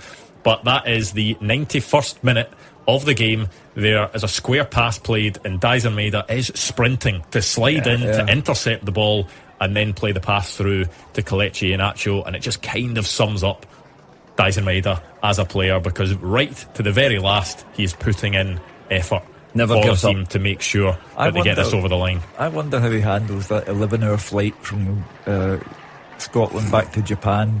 Does he run up and down the aisle? Probably does, Hugh. For 11 hours. He's just incredible. The energy he puts into games, the work rate. Again, as you mentioned, he never gives up. He sees opportunities just to cut out a ball there. That's a nothing ball. Plays in Iheanacho probably makes the wrong decision for me. I think he tries to cut across the defender too early. I think he needs to get further forward before he does that. But yeah, listen, he's just an incredible player, and if he does leave Celtic, he'll be a huge miss. You could see when that ball went out for a goal kick, there were high fives between Viliami Sinisalo, Liam Scales and Austin Trusty, which is them essentially just acknowledging that it is job done, that they've managed to get it over the line. Still a couple of minutes to go, but Celtic have that 3-1 advantage. The camera then panning to the supporters who are already in party mode. The funny thing is, it might be the case that all three of Celtic's goal scorers are not there next season. You know, they've turned down 25 million for Arne Engels, but if Nottingham Forest come back in and say, right, we'll give you now, what do you think? And Maeda, Martin O'Neill has spoken about him going. Iheanacho, no one knows for sure. So that would just add to this season of 1,000 stories. Well, maybe a final chance for Celtic, but it is cleared by Kieran Ngwenya. 1 minute to go. The final whistle will sound, and the Celtic supporters, one last chance, will be delighted as that whistle goes. It is flicked to the back post. Daisen Maeda was waiting. Sarachi then comes in, and his head is in his hands because that one goes over the bar. It will be a first Scottish Cup lift for Martin O'Neill since 2005, the last time he got his hands on the trophy. Amazing. And then an emotional farewell to Celtic then. But will it another be emotional farewell coming up? Will it be a farewell for Martin O'Neill? He will field those questions, no doubt. After the game, he'll be asked about his future, but it may just be a day for celebrations rather than looking ahead. Remember, we will have the open line for the final hour of the show between 5 and 6. You can get your calls in 0141 951 1025 if you want to get them in early. Maybe you are a happy Celtic fan, maybe you just want to revel in the moment of securing that double, maybe you want to look ahead in the future. Martin O'Neill, what about some other players? But it is full time at Hampden. Let's speak to Brian Graham, Gordon Dalziel and Gordon Duncan. Yeah, full time, Celtic 3, Dunfermline 1. Celtic win the Scottish Cup for the 43rd time, and this one under Martin O'Neill. Will it be his final game in charge? That question will be answered in due course, but for now it's about ending the season the way that these Celtic fans have been used to more often than not over the last decade and beyond, by lifting the Scottish Cup. In truth, it was a fairly comfortable afternoon. Dunfermline did their best to change that in the second half, but the damage was done and Celtic will get their hands on that trophy. Daisen Maeda, as he so often does, got the ball rolling. There was a mistake at the back early on by John Todd, who let the ball go through, and there Daisen Maeda latched onto it, lifted it over Aston Oxborough, and that set Celtic on their way. They did make it 2 before the break when Arne Engels lined one up from distance. He smashed it with some velocity. Aston Oxborough couldn't quite catch the flight of the ball, and it nestled in the back of the net. You really did fear for Dunfermline at the interval, but credit to Neil Lennon. He made tactical changes, personnel changes, and clearly roused his troops during the break. They put up a much better fight in the second half, but still it was Celtic who would get the game's third goal, and you had to sense it was also coming at that moment as well, as he so often does off the bench. Kelechi Iheanacho making the difference. A lovely piece of footwork. It might even have been a penalty for handball against Chikloa Mullen, but nevertheless Iheanacho showed wonderful composure, neat skill to just drift the ball away from the goalkeeper and slot it into the bottom corner. There was quite an introduction for Josh Cooper on the pitch, a matter of seconds when he scored for his first touch to give Dunfermline a glimmer, but this was always ending one way, with Celtic lifting the Scottish Cup, and that's what they will do in a few minutes' time. Gordon Dalziel. You can sum up anyway. I thought all credit to Neil Lennon. He made a lot of changes, 3 changes at half time, and then 5-10 minutes into the second half he brought on another sub, and credit to them. They put up a fight, but all the damage, Gordon, and the cup was away from them was the first half. They didn't defend properly. Celtic were in cruise land and they punished them and went on to win 3-1, and congratulations to Celtic and Martin O'Neill, because I don't think months ago you'd have thought you'd be saying it's a double now for them.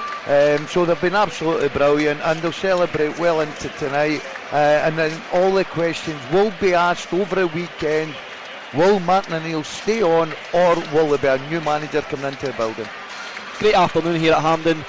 Dunfermline, all the damage was done in the first half, couldn't get back into it, but to be fair to them, Rudden and Kane came on second half. I thought they were more a threat up top, more physicality about them against the Celtic defenders, caused a couple of problems, and they were well in the game, but then it actually takes that third goal, game's gone. But Cooper on the pitch for 10 seconds, first touch, bang, it was a goal, but the damage was already done, as you boys have rightly said. So Celtic will go up to lift this Scottish Cup. Martin O'Neill, for me, as I said earlier in the programme, that this will be his last game. He's got the double for Celtic, and congratulations to them. Yeah, congratulations to Celtic, commiserations to Dunfermline, who really did put up a good enough show in the second half. Don't forget the phone lines will be open, 0141 951 1025. We can get your calls in and reflect on today's 90 minutes, any big talking points, any standout players.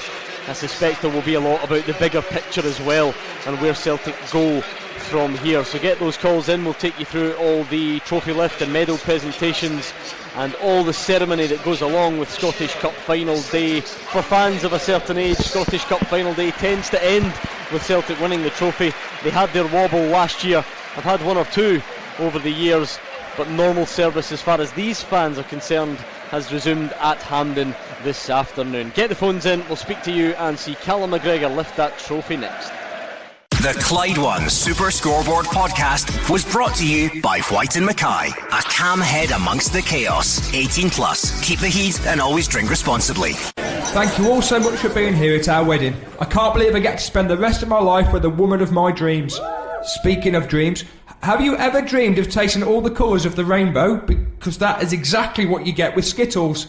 5 bold fruit flavours in every pack. Lemon, orange, lime, strawberry and blackcurrant. They're chewy, they're colourful, they're perfect. Just like my wife.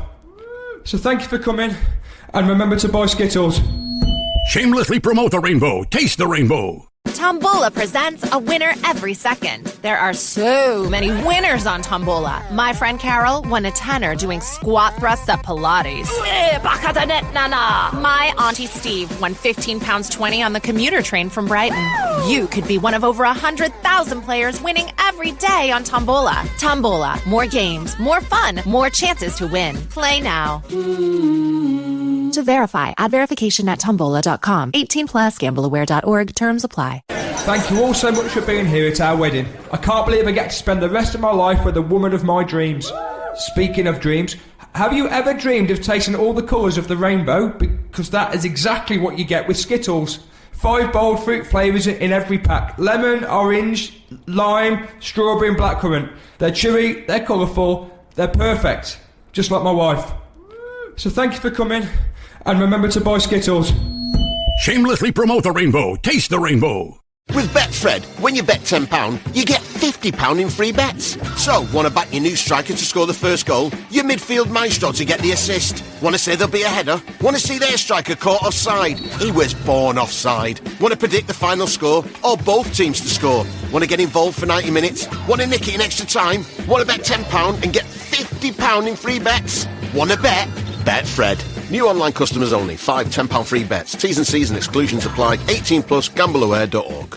Grab the unrivaled Samsung Galaxy S26 Ultra with an incredible privacy display on EE, the UK's best network. You can save £20 per month, plus claim a Samsung Galaxy Tab S10 Lite. Now we're talking. So get yours today.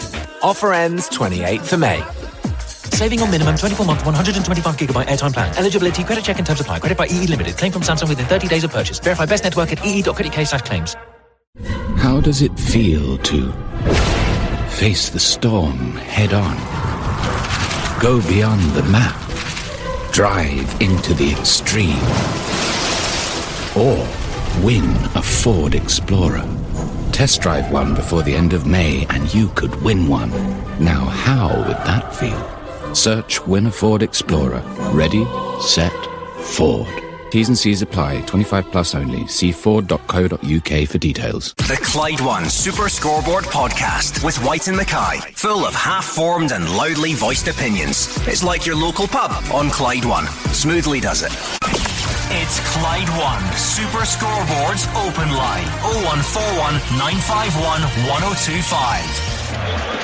Well, it's not often the losing manager in a Scottish Cup final gets serenaded by the winning fans, but that was the reality a moment or two ago when Neil Lennon and his Dunfermline players went up to get their runners-up medals. A brilliant effort to get to the final, knocked out 3 top-flight teams along the way, but ultimately fell short on the day. In case you're left in any doubt, though, who the main man is in the eyes of the Celtic fans, you may be able to hear Martin O'Neill's name ringing around Hampden as Celtic prepare to go and get their winners' medals and ultimately their hands on the trophy. It was a very straightforward afternoon, Gordon Dale. There's been nothing straightforward about Celtic's journey to get to this point, though. Yeah, obviously winning the game, firm favourites, Gordon, looking for a double. For the Dunfermline to get anything, they would have had to get the first goal, and it was too easy for Celtic. 2-0 at half time, you can't see any way back for them. But all the credit in the world, and you look at this Celtic team, and we've criticised them most of the season, there's no doubt about that. We've criticised their formation, we've criticised players, everything about it. Martin O'Neill was the difference, and that's why Celtic are going up to lift the trophy and claim a double. Yeah, here comes Celtic going up the stairs. Many of these players have made this walk a good few times over their career, and for some of them I'm sure the feeling never gets old. They will be led up the stairs by Alistair Johnson, who's returned to the team, helped see Celtic over the line both in League and Cup. His absence clearly felt at the difficult parts of the campaign. They've all played their part. You look at Benjamin Nygren's goals, Arne Engels scoring today. Another story that perhaps gets lost behind him is Viljami Sinisalo. For so often he had to sit and wait and watch Kasper Schmeichel. That was just another bizarre episode in a truly chaotic season for Celtic at that stage, when Kasper Schmeichel got injured and pretty much retired and Sinisalo came in to take his place. You forget the January signings almost didn't even have to make an impact. Alex Oxlade-Chamberlain goes up for his medal, didn't really have to make the impact many people thought he might. And then Daisen Maeda, how can you understate his contribution in the last few games, scoring again today, taking his end of season tally through the roof. He's really been in such red hot form to round off the campaign. And Kelechi Iheanacho as well. He's had to play a very specific role, of course, never really able to start matches and impact them. And even if we're being critical, you saw at the end today, it's not always easy for him to impact the game the way you would want your striker to do so, but he did get a wonderful goal, so we shouldn't let that be overshadowed at all this afternoon. Martin O'Neill in front of Callum McGregor. They've proven to be a very successful duo for Celtic at the end of this season. Callum McGregor is about to get his hands on the Scottish Cup for the 7th time, many of them as captain, and this one will go down very, very well with these Celtic fans, Gordon Dale. Yeah, as I said earlier, Gordon, I don't think any Celtic fan thought that they would win the league and then go on to complete the double here this afternoon.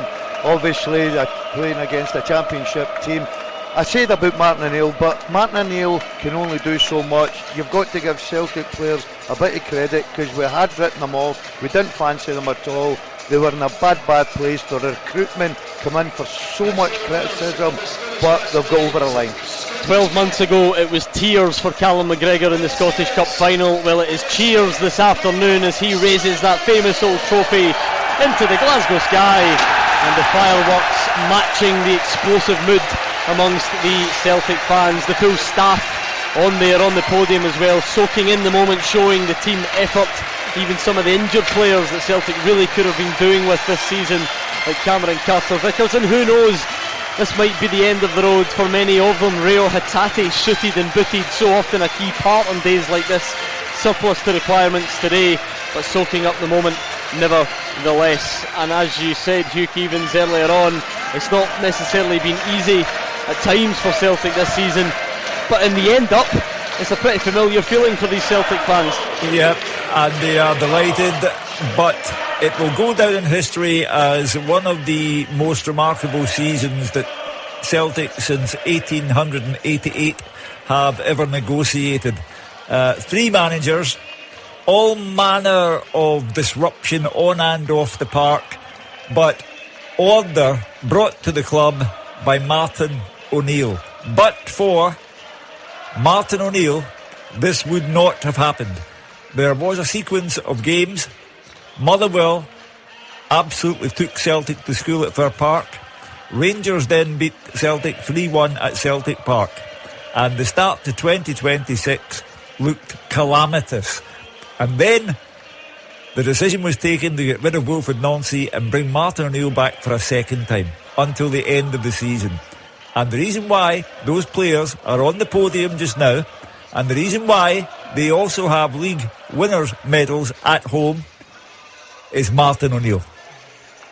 Yeah, Cammy Bell, it feels like order, the word Hugh used there, is probably the most fitting of all, because this is the order of things on Scottish Cup final day, and it doesn't always go that way, of course, and even under Brendan Rodgers, Celtic had their moment against Aberdeen, but so often this has been the way the domestic season has ended. We mentioned a 43rd title, Scottish Cup success, so many of them coming in that recent generation.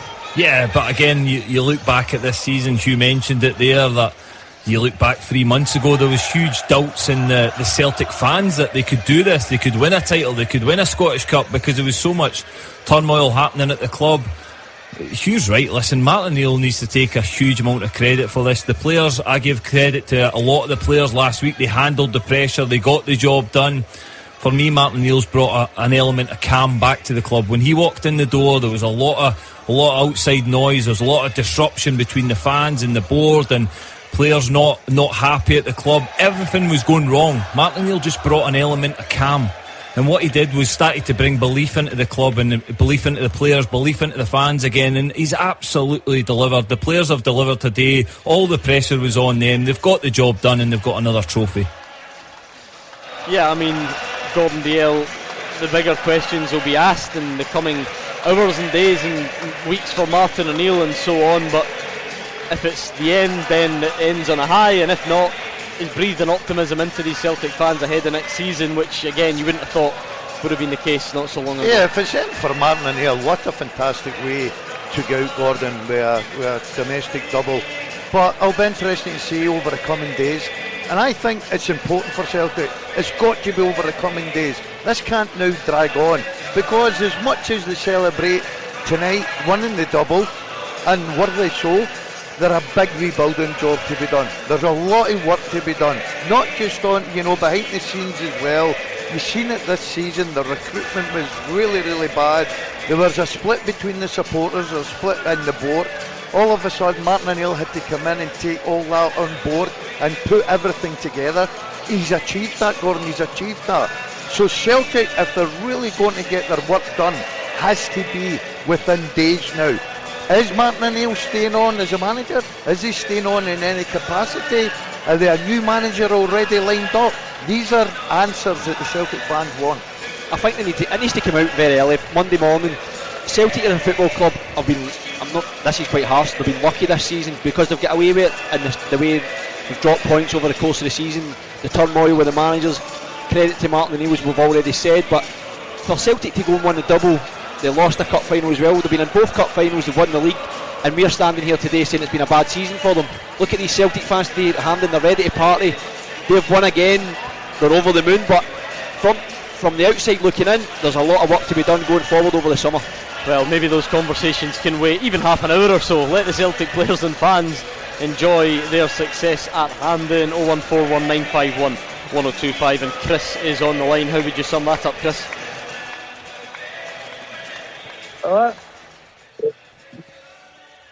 You there? Yes, Chris, can you hear us? How would you sum that up? Wow, what an afternoon. What an afternoon, but hats off to Dunfermline fans. I thought they were credit to Dunfermline. Neil Lennon, their side, they set up well. The fans, they were there the full day, and they cheered their team on, which was nice. And to be fair, we should see teams like that at the top flight. Big crowd today. But wow, what a season, long season. Neil Lennon, within the office at Duncan, it was hard today, but Martin O'Neill coming back, wow, that's special.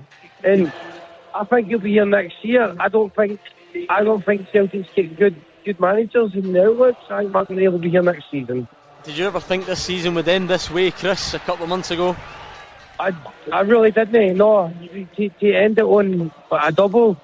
And the fact is that half our team's going to be leaving. I got on the Engels, I think Dysa Maida, Rio Tati, quite a few players, big players are going to leave Celtic.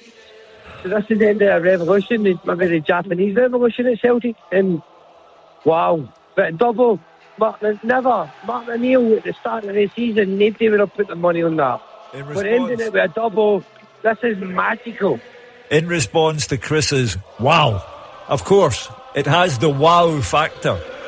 If Joe Bloggs had won the league and cup double for Celtic, we would never be having an argument about whether Joe Bloggs stayed on as manager or not. But the complication here is that Martin O'Neill is not Joe Bloggs. And Martin O'Neill is 74 years old. And he, first of all, has to decide whether he has the mental strength, the physical resolve to go on as Celtic manager. I think he's entitled to have his night with family and players and give everyone the decision tomorrow or Monday. Just watching the Celtic players lapping up the acclaim from the Celtic fans. As you can hear, You'll Never Walk Alone ringing around, scarves in the air. Not a man, woman or child has left the Celtic end yet. The Dunfermline end, of course, is pretty empty, albeit getting the congratulations from Chris there for putting up a fight. But it does feel a little bit different, this, Gordon. It's almost hard to put your finger on that. The atmosphere here is different from some of the other cup finals that we've seen. Maybe that is the Martin O'Neill factor. Maybe it is an acknowledgement that this season has had its bumps. Maybe it is an acknowledgement that maybe it's the end of an era for some of these players. But yeah, we've seen this. We've done this with Celtic many times. This feels a little bit different. Yeah, I think we are saying they're going all rolled into one. You know, it is the end of an era for some of the players. The fans are wondering, is this the last time we'll see Martin O'Neill walking round Hampden or in a tracksuit, you know, celebrating a victory, a cup or whatever it may be. So that's why the Celtic fans, and on top of that, I would never have given Celtic a chance to go and win the double. And I was just thinking there, when Brian was talking about, they were one final away from winning a treble, and everybody's saying the club was in such a mess. I think there will be a big clear out. I think a lot of the big players, like the question mark Maeda, Hatate and all these boys will be well and truly off. So it'll be interesting to see what way Celtic go, and especially in the transfer window, Gordon. They've got to get everything right now. They've come in for a lot of criticism.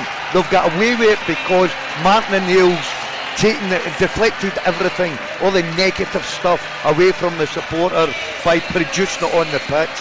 But it's going to be a big summer. Well, a banner unfurled in the Celtic end says Arigato Daizen. My Japanese isn't great, but even I know that means thank you Daizen. So they probably feel he is on his way as he walks around with the trophy in his right hand, parading it in front of the Celtic fans. So maybe quite a telling moment that, Brian Graham. Nice touch for the Celtic fans. They know Daizen's wanted to get a good move in the summer. He wanted to then go away in January, but credit to him, he's stuck with Celtic. And by the way, he's got them over the line. He's scored some crucial goals in the lead up to the last game of the season, and then he scored another big goal here today, got them up and running. And Martin O'Neill's now getting a trophy. That's just Celtic fans are celebrating it and really enjoying their moment. I mean, he's actually borrowed Hugh Keevins' tracksuit from last night as Martin O'Neill, which is quite something. Hugh didn't even have time to wash it. But Gordon, Maeda, 9 goals in the final 7 games, 10 this season, every game post-split. The day that wins the league, opens the scoring in the cup final. What a way to end the season after going 17 without a goal and looking a shadow of your former self. Well, it's called timing your run brilliantly, Gordon, especially when you're looking to have other clubs interested in you. And plus the fact it's so important for Celtic, they needed somebody to step up. They really needed someone to step up and be that hero. Martin O'Neill's the hero off the pitch and in the dugout. They needed somebody on the pitch, and Maeda stood up at the right time and got them the goals they needed. I mean, if this is to be the end, Brian, so many elements of his game are irreplaceable, and we'll probably all look back and think, what was that all about? You even laughed today. There's one where he goes down the line, there's a simple cross, he slices it into the stand, and then the moments of brilliance that he comes up with, his work rate genuinely will be irreplaceable. Like, you could go to any elite level and probably not get a player coming here that's going to match that. I do think we'll look back on him in years to come and just think he was a complete one-off in so many ways. I don't think you'll see many more like Daizen Maeda in Scottish football, that's for sure. Even go back to the warm-up when me and you were talking while doing the shooting, he's slapping things over the bar, dragging him by the post. He gets one chance today and it's lifts it over the goalkeeper as if it's nothing. When you're seeing that in the warm-up, he's usually putting him by the post. Fantastic finish today, but you go back to the big goals in the post-split games as well. The overhead kick against Rangers, where does that come from? It's incredible. I mean, Gordon, you think at this stadium as well, you remember some of the big goals he scored against Rangers and so on over the years in various cup games and semi-finals and finals. It does look, there was a second Arigato Daisen banner. Everyone's been on Duolingo Japanese for the last couple of weeks by the looks of it, but it certainly looks like the Celtic fans have all come to terms with the fact that this will be his last game. Yeah, I think they realise that, Gordon, but I think the problem this year with Eddie was he set such a high bar the season before. He was absolutely brilliant, scored about 30 goals, won every player of the year going, excuse me, and he went off for him, and he dipped, and everybody was thinking, oh, he's thrown the tools away. But he produced it when it was needed. And Cammy Bell, Martin O'Neill flanked by Sean Maloney and Mark Fotheringham as they take their turn at lifting the trophy, so perhaps a good moment to reflect on the fact that there's always going to be one headline grabber, and that's Martin O'Neill, but clearly a team effort in amongst the staff. Yeah, absolutely, and again, a management staff's all about the people that are around about you. Yes, Martin O'Neill figureheads it, and he's the front of the face of Celtic, but you've got to give credit to Sean Maloney, Mark Fotheringham. You've got Woodsy in there as well, the goalkeeping coach, so they'll have been working tirelessly since Martin O'Neill came in to get this right, and this moment is fully deserved for them, because they'll put all the hours in, they'll put all the hard yards in on the pitch, on the training pitch, made sure that they can deliver and give these players the best opportunity at delivering. It's up to the players. Once they step across that white line, it's up to them, but this management staff's been special for Celtic. They've managed to turn this around, which is just incredible when you think of the Wilfred Nancy situation and where they were at that moment, that they've ended up with a double this season. Yeah, this is quite something, Hugh Keevins. There's sometimes an accusation maybe levelled at the Celtic fans and players that they do win a lot. Does it ever get old, or does it ever have the same intensity? And it certainly doesn't look like they're getting fed up of this today. No, we've mentioned just about every person employed by Celtic, but you come back to the supporters. They have been through the emotional roller coaster, put through the ringer. They have protested this season against the way the club has been run.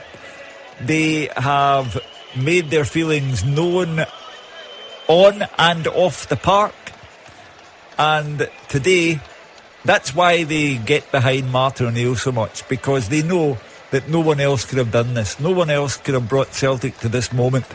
And even the man they dislike, Dermot Desmond, the principal shareholder, Dermot Desmond was the one who telephoned Martin O'Neill and brought him back.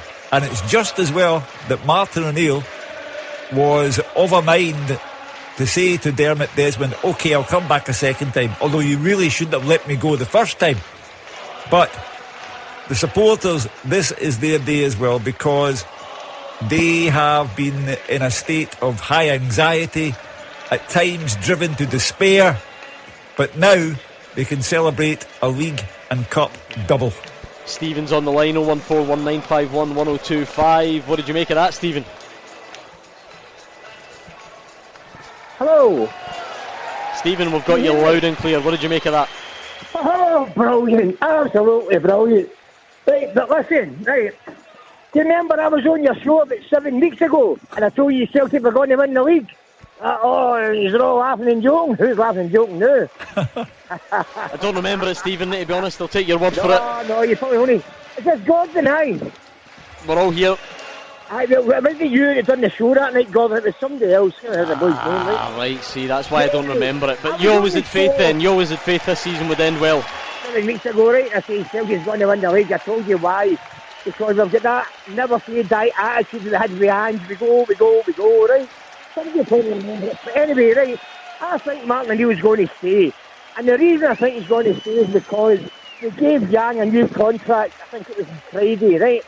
That's the fourth person to get a new contract. The team that's there now, right? So, why are they giving out all these new contracts and Martin O'Neill's not going to be there?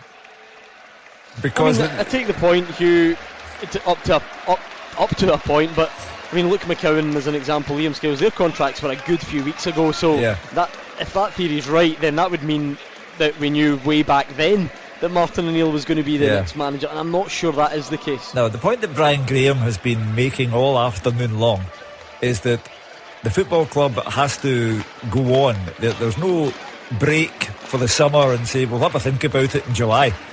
The business of the club must go on. Those that Celtic wish to stay have been put on extended contracts. The future of Maeda, Hatate, Iheanacho and all those who are in the doubtful category, there are decisions that will have to be taken very, very soon. Likewise the manager's role. So the business of the club must go on. Yang's 4-year extension or the extension for Luke McCowan or anything else, that doesn't impact on whether Martin O'Neill is staying or going. It simply means the daily business of the club must go on. I hope you get a cut of Yang's new contract, by the way, because if everyone always accuses you of when you get your match predictions wrong, the other team will win. You wrote Yang off and he's written a new contract, so surely you're due something. Well, I am taking full credit for Yang's transformation because, but for me pointing out the error of his ways, you have to start the road back from somewhere. And I have taken Yang under my wing and I've got my 4-year extension. Thank you very much to Stephen on the line. Go and enjoy your night, Stephen. It's already a look forward to what happens next. That's Stephen and other Celtic fans very confident that Martin O'Neill is not doing his final post-match interviews at the moment as Celtic manager, but we will see. We'll speak to him soon hopefully, and then in the coming days we find out. Get your thoughts into us right now and we'll speak to you next. Lots of men out there want to feel more confident in the bedroom. In fact, 1 in 5 men have issues as they get older. That's why MedExpress is here to provide support in minutes through a free online consultation. By completing the short online consultation, they'll suggest the right treatment for your concerns, all from the comfort of your home. And you know you're in the right place. They've been one of the country's leading online pharmacies since 2013 with over 1.5 million customers. Their UK-based clinical team will support you every step of the way and send your medication straight to your door. And the best bit is the whole process is online, so you don't even have to visit your GP. So no more planning or pressure, just confidence when you need it most. Visit medexpress.co.uk to check your eligibility and get 30% off with the code SUPERSCOREBOARD. That's Super Scoreboard, all one word, when you check out at medexpress.co.uk. With Betfred, when you bet £10, you get £50 in free bets. So, want to back your new striker to score the first goal? Your midfield maestro to get the assist? Want to say there'll be a header? Want to see their striker caught offside? He was born offside. Want to predict the final score? Or both teams to score? Want to get involved for 90 minutes? Want to nick it in extra time? Want to bet £10 and get £50 in free bets? Want to bet? Betfred. New online customers only. 5 £10 free bets. T's and C's and exclusions apply. 18+, gambleaware.org. Commuting to work? Pretty slow, isn't it? More time in the car. Joy. Maybe you don't feel it. Maybe you don't drive a Lexus NX yet. But when you do, you'll see the positive of peak hour, the delight in a detour, the love of the long way. The Lexus NX plug-in hybrid. Experience amazing before you arrive. Grab the unrivaled Samsung Galaxy S26 Ultra with an incredible privacy display on EE, the UK's best network. You can save £20 per month, plus claim a Samsung Galaxy Tab S10 Lite. Now we're talking. So get yours today. Offer ends 28th of May.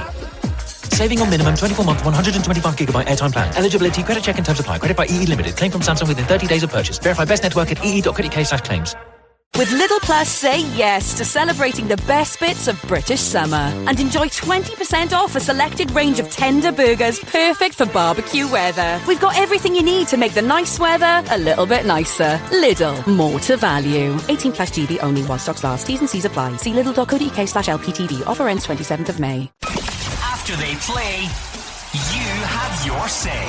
0141 951 1025. Clyde One Super Scoreboard's open line. Gordon Dalziel and Brian Graham are here with me, Gordon Duncan at Hampden. Hugh Keevins and Cammy still in the studio as well. Kelechi Iheanacho walks off with the trophy on his head. Yet another day where he comes on, scores a goal, rounds off a win for Celtic. Gordon Dalziel, and I actually wonder if that sort of attacking department totally sums up the way Martin O'Neill and his staff have squeezed what they could out of this Dalziel Maida's not a recognised striker, and Kelechi Iheanacho isn't able to lead the line for the 90 minutes. So they've had to play Maeda through the middle. You get a bit out of him, you move him over, and Iheanacho comes on, and it's been a very successful formula to round off the season. We've listed them all off. Think way back. Adam Idah started games in the number 9 for Celtic this season. You've got Callum Osmond, we spoke about, coming on and having an impact. Johnny Kenny. You could run through the list of them, and they signed Adamu and others, and none of it stuck. But squeezed it all out, found the right combination, and got over the line. Yeah, and we've seen today, James Forrest, for instance, starts in the right wing. That's a department you're talking about, and this is why I think Celtic have got to move very quickly. That's a department. There's 3-4 players right away from the forward line. I'll probably not be here. Well, Forrest will be here, but he'll not play as many games. But they have to get the recruitment right. They have to look at players that are leaving, and there will be a right few players that will be a clear out. There's no doubt in that. But for me, right away, they've got to come clean with the Celtic fans and tell them who is going to be the manager. Not in 3 weeks, 4 weeks, 5 weeks, and then all of a sudden they're running about scrambling to try to get players in, and whatever they've done before in the past, they've got to get it right. And I think they will probably start by Monday to Wednesday by the latest for me. We've spoken a bit about Dalziel Maeda already, Hugh, but perhaps for the final time he does head up the tunnel. Celtic fans were singing his song, which even you would admit is quite catchy. It's an easy one to follow, not many lyrics to it, but you just look at that contribution that will be leaving Celtic. Today was his 10th piece of silverware, a nice round number. He's, I think, just under 80 goals, around about 80 goals, over 200 appearances, but actually in a roundabout way it's probably more about his general impact in the game than any of those numbers as well. Yeah, again, the unlikeliest of stories, because he looked, to use a word that they use in Tokyo, scunnered by what was going on at Celtic, and yet he turned out to be the most important man on the field at Celtic. 7 goals in 9 games. The last 9 games that Celtic have played, 7 goals. He's won the league with the goal against Hearts. He started off the cup win with the goal today. The only thing that goes through my mind is there'll be a deep sadness among the Celtic supporters not to have Dalziel and not to have Hatate, who made a big contribution at Celtic, and Kyogo. Ange Postecoglou brought in 3 stunning players for Celtic. But what the Celtic supporters have to remember is that for decades, people have left. When Dalglish left Celtic, people thought the ground would fall down. When Paul McStay left, whoever you want to mention, and Maeda will come into that category. He will be remembered forever. But the business of the club goes on, and it's up to Celtic now to find, if they possibly can, the equivalent of Maeda. I mean, Gordon, don't want to get too far ahead, because an offer has to come in for him. He's under contract. Yeah, that still has to happen. But look, you can't defy our eyes. It very much looked like a goodbye there. So, do you find it difficult to sort of pitch him? What Hugh's saying about how he's remembered, because the rawness to his game probably takes him out of that bracket of being like the all-time greats, but then the contribution, like the numbers we read out, and the fact that he completely sets the tone, how difficult he's going to be to replace. Where does he sit in that list of kind of recent Celtic greats? It's a fine balance, you're correct, because sometimes when you look at him, you never know what he's got to do. Absolutely never know what you've got to do. What level is he going to play at? A lot of people think, oh, he must be going to English Premier League. I'm sort of in the camp thinking, could he go down and play in the English Premier League just now? You're right under contract. How much money? But the way that it played out here today, it looks like something's been done, and he knows that this is his last game for Celtic, and he will be missed. There's no doubt about it. He'll be missed not just for the fact that he scored the important goals, but he's such a team player, and his work rate is incredible. I totally agree. Yes, he went off the boil, but he set such a high standard the year before. He was never going to keep that up for 2 years. He's not in that category, because if he did keep that up for 2 years, he would be going to a top club in England, the Premier League.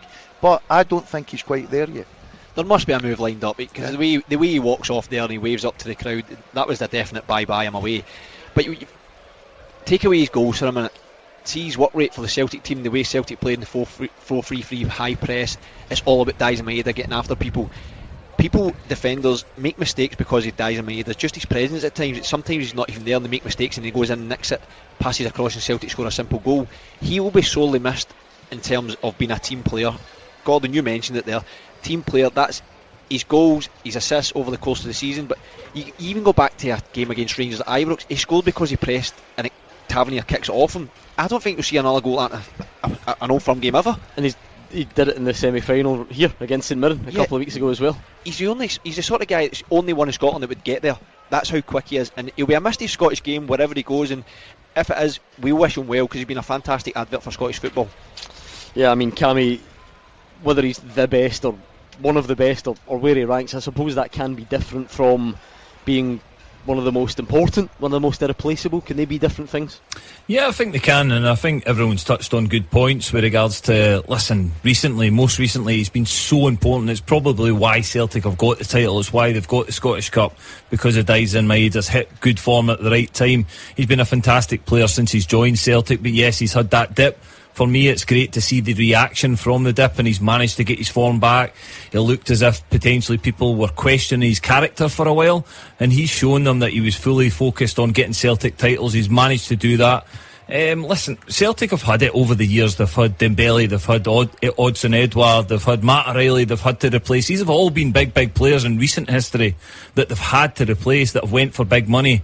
Dalziel Maeda will be a miss, because Brian's right. Listen, the work rate that he puts into a game, the uncertainty that he puts in defences because of his work rate, because he never gives up on any sort of ball, it'll be difficult to replace that. But that's up to Celtic's recruitment department, it's up to Celtic's manager, whoever that is, to be the next manager, to try and replace him and replace his goals as well, because we all know that's been Celtic's Achilles heel this season, was that goal scorer, that number 9 that was going to get you 25 goals this season. That's where they've let it become really difficult, and things have went to the wire because they've not had that this season. Do you know what? It changes the way you play, Hugh, as well, doesn't it? Yeah. The style that he brings. You know, Brian Graham will know this. When a season ends, and it ends in high triumph, as Celtic season has done, you get the following day to enjoy it, and the day after that you've got to plan for the next season. And the emphasis for me now, what has driven the Celtic support away from the Celtic hierarchy, has been a succession of awful transfer windows. Celtic now have to have a very, very good summertime transfer window, because so many are going out for sure. Dalziel Maeda is the top of the bill in that regard, but you have to bring in proper players. They had a disastrous transfer window in January, and they're all out on the park today with their Celtic suits on, the Balaquishas, Mvukas, Adamus. They're all going. They've been mistakes, big mistakes. Balaquisha's a £5 million mistake. Celtic have to have a major transfer window, and that's why, starting on Monday, callers to Super Scoreboard will refer to the transfer window and who's coming in. The pressure now switches to Michael Nicholson, the chief exec. I mean, Gordon, talking about the size of the rebuild, this is not exactly one of the main talking points from today, but just something you and I were looking at, because we spoke about Rio Hatate. How many games has he ran for Celtic in the midfield here at Hampden? He's got his suit on today. Standing next to him was Paulo Bernardo. You'd be forgiven for forgetting his existence, with no offence to him. It was only a couple of cup finals ago. He comes on, hits the shot, Adam Ida follows it in. You remember that one well. So even players that have been certainly a key part of the squad in recent seasons, never going to get the tears that Dalziel Maeda will get. But it could potentially be the end of an era for some. Oh, without a shadow of doubt. I was the same, Gordon, when I seen Bernardo. I forgot he was actually still at the club. And there's a lot in that category. You've got to say Hatate, who I thought was one of the best midfield players Celtic's had in a long time, obviously wasn't involved today. The suit on, he'll probably leave as well. So there's a big clearing out to do, and I was listening to Hugh talking about they've got to get their transfer window right, and he's 100% spot in the money. But the biggest thing they've got to get right is who's going to be in the dugout? Who's making the decisions? Because we've seen what happened when Wilfred Nancy came in. That was an absolute disaster. So that's their first priority. Robbie is on the line. How are you, Robbie? Not too bad, Gordon, not too bad. What did you make of that then? I'm happy. I'm really, really happy that Celtic got the double. And Hugh's name, is it Hugh Keevins the Great? No. Or is it Hugh O'Neill the Great? What one is it? He's been called worse. I wouldn't invite suggestions for Hugh's name on here before the watershed, Robbie, to be honest. Aye, so I just want to get on to Martin O'Neill. Last Sunday I was speaking to, I think it was Andrew MacLean that was on with Kelly and Sheridan and Marvin Bartlett, and I felt that I would like Martin O'Neill to go to a double, right? I would like him to go to a double, and I just think here might be the problem. I actually think that what Gordon DL was saying earlier, I think that Martin O'Neill might got the bug for it again, and I think he might want to stay on. But here's the problem, when everybody says about Martin O'Neill staying on, and but it's only this, and this might be the problem, they say give him another year, and I think that might be the problem. The hitch is that everybody's saying another year, but the Celtic want to give him maybe Celtic want him to stay on, right? But the problem is another year. I think they want to go longer than another year, and that's I say that I would like him to go with a double. I'm not too bothered if he was to stay on though, but I think that might be the problem. How's your analysis of these words then, Robbie? You can listen to these, and Hugh, I'll ask you first. He's spoken to the BBC already, Martin O'Neill. Yeah. When asked if he could be staying next season, he said there were no discussions about that at all. Next week I might get to speak to the owner. If you're asking me if I could step in after a 3-day holiday, I wouldn't have that about me. Dermot Desmond brought me back in the first place. I owe him a great deal, otherwise I wouldn't be here. My interpretation of that is that he is still in the frame. He can end the whole conversation by saying to whoever interviews him, I can categorically tell you I will not be manager next season. That ends the whole conversation, but he doesn't say those words. Therefore, he's still in the game, and he will need to speak to Dermot Desmond. I think he has an invaluable part to play at Celtic in what will be the transition period, because they are entering one mighty long transition period this summer. But I take his words to mean until he speaks to Dermot Desmond, the whole thing is still up in the air. He can, as I say, he can end it all by saying, I categorically tell you I will not be here next season. He didn't say that. Just wondered about that, the middle line, Cammy. Next week I might get to speak to the owner. If you're asking me if I could step in after a 3-day holiday, I wouldn't have that about me. So does he need more time off over the summer before a decision's made? I'm not sure I've understood that fully. Yeah, listen, that's Martin O'Neill though, isn't he? I think he's leaving the door ajar. I think that's what he's doing. I think Hugh's right. Listen, he's got the opportunity to shut it down and say what he wants. If he wasn't interested in the job for next year, I think he would have shut it down. I think he would have came out and says, listen, I'm not interested. I was here to do a job. I've done my job, but my job's over. I genuinely think Martin O'Neill would have done that. I think he wants a conversation with Dermot Desmond. I think the conversation has to go the way that Martin O'Neill wants it to, and he has to be told the right things, and he's going to be given the right tools to do the job. And if that conversation goes that way, then I think Martin O'Neill's open to it. It certainly comes across that way, because I'm with you. I think the opportunity is there for him to close it down. If he's not interested, he's not done that.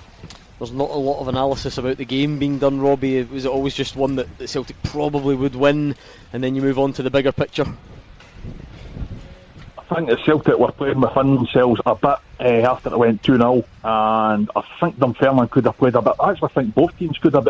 See, the problem is with Celtic, Gordon, I think that when they go ahead and there's even a lot left in the game, they tend to cruise. It's not like Ange Postecoglou when it's just throw the kits and sink at it, even if you're 2 or 3-0 up. I just want to get on a couple of players.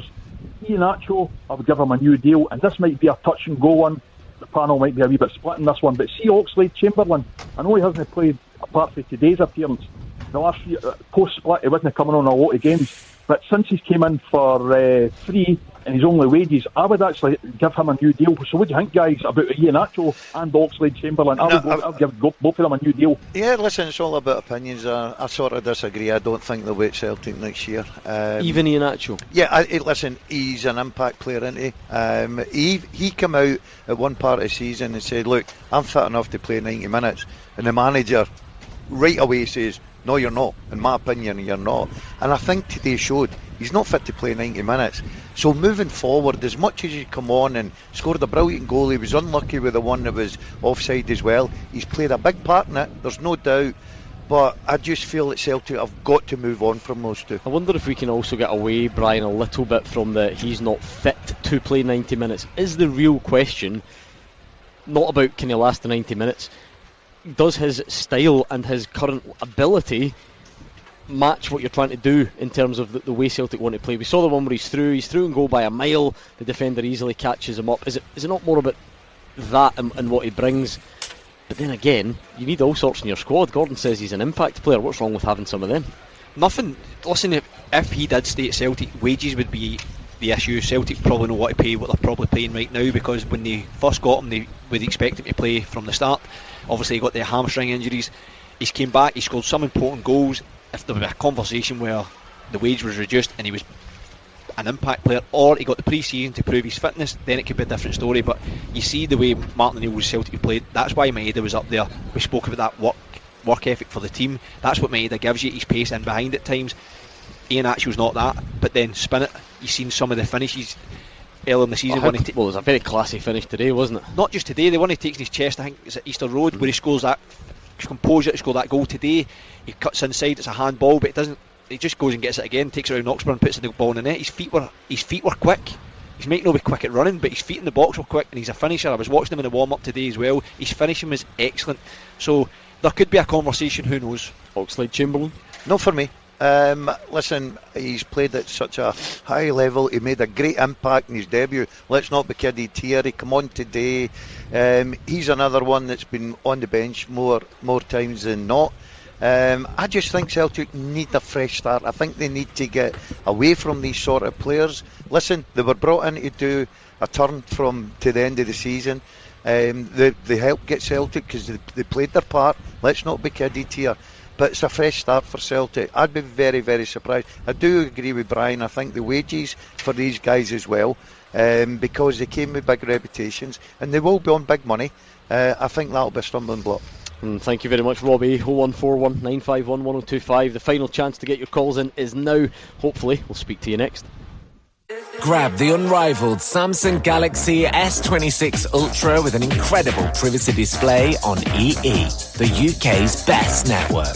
You can save £20 per month, plus claim a Samsung Galaxy Tab S10 Lite. Now we're talking. So get yours today. Offer ends 28th of May. Saving on minimum 24-month 125GB airtime plan. Eligibility, credit check and terms apply. Credit by EE Limited. Claim from Samsung within 30 days of purchase. Verify best network at ee.co.uk/claims.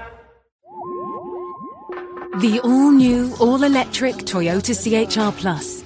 Sleek, stylish and quietly reliable. Available with 0% APR representative with £1,500 deposit contribution and save £1,500 with the electric car grant. Get that Toyota electric feeling. Visit your nearest Toyota centre, Alexander Wallace. Price from 34495. Available on Toyota PCP when financed through Toyota Financial Services by 30th of June 2026. Optional final payment. Indemnities may be required. See website T's and C's apply. From countryside escapes to seaside breaks, and plenty of open roads in between, there's a Mazda for every kind of summer. Get 0% APR on selected models when ordered by the 30th of June, and keep your mind on the really important stuff, like trying to eat that ice cream before it melts. Search Mazda. Available on PCP when financed by Mazda Financial Services by the 30th of September 2026. Indemnities may be required. Terms apply. See website. Tombola presents a winner every second. There are so many winners on Tombola. My friend Carol won a tenner doing squat thrusts at Pilates. Back at the net, Nana. My auntie Steve won £15.20 on the commuter train from Brighton. You could be one of over 100,000 players winning every day on Tombola. Tombola. More games, more fun, more chances to win. Play now. to verify. Add verification at tombola.com. 18 plus, gambleaware.org. Terms apply. You're listening to the Clyde One Super Scoreboard podcast, the home of Scottish football. Proudly sponsored by White and Mackay Triple Matured Whisky. And, just like that, history stands firm and Celtic are champions again. When the pressure came, they answered. When the doubt crept in, they shut it out. So pour yourself a dram and take it all in. Because, love it or loathe it, there's no arguing with the outcome. This is the Clyde One Super Scoreboard podcast, proudly sponsored by White and Mackay Triple Matured Whisky. Smoothly does it. You can't do much in under 5 minutes. Boil an egg? Sure. Cook a roast dinner? No chance. But comparing car insurance prices with mustard.co.uk? Easy. See what you could save in just a few minutes. Click mustard.co.uk. Authorised and regulated by the Financial Conduct Authority. See website for details. After the action, it's your reaction. 0141 951 1025. Clyde One Super Scoreboard's open line. Oh, thank goodness we're back from the break, because Hampden is very quiet, much quieter than it was, apart from the hum of the lawnmowers cutting the National Stadium surface, which caused Gordon Dalziel to regale us all with the stories of how he apparently used to cut Somerset Park in the summer when he was the manager. Brian Graham and myself had very much had enough of that story, so let's go back on the phones where Charlie awaits us. Hi, Charlie. Hi guys, how's you doing here? But good afternoon. Well, you must be good, Charlie, I would imagine.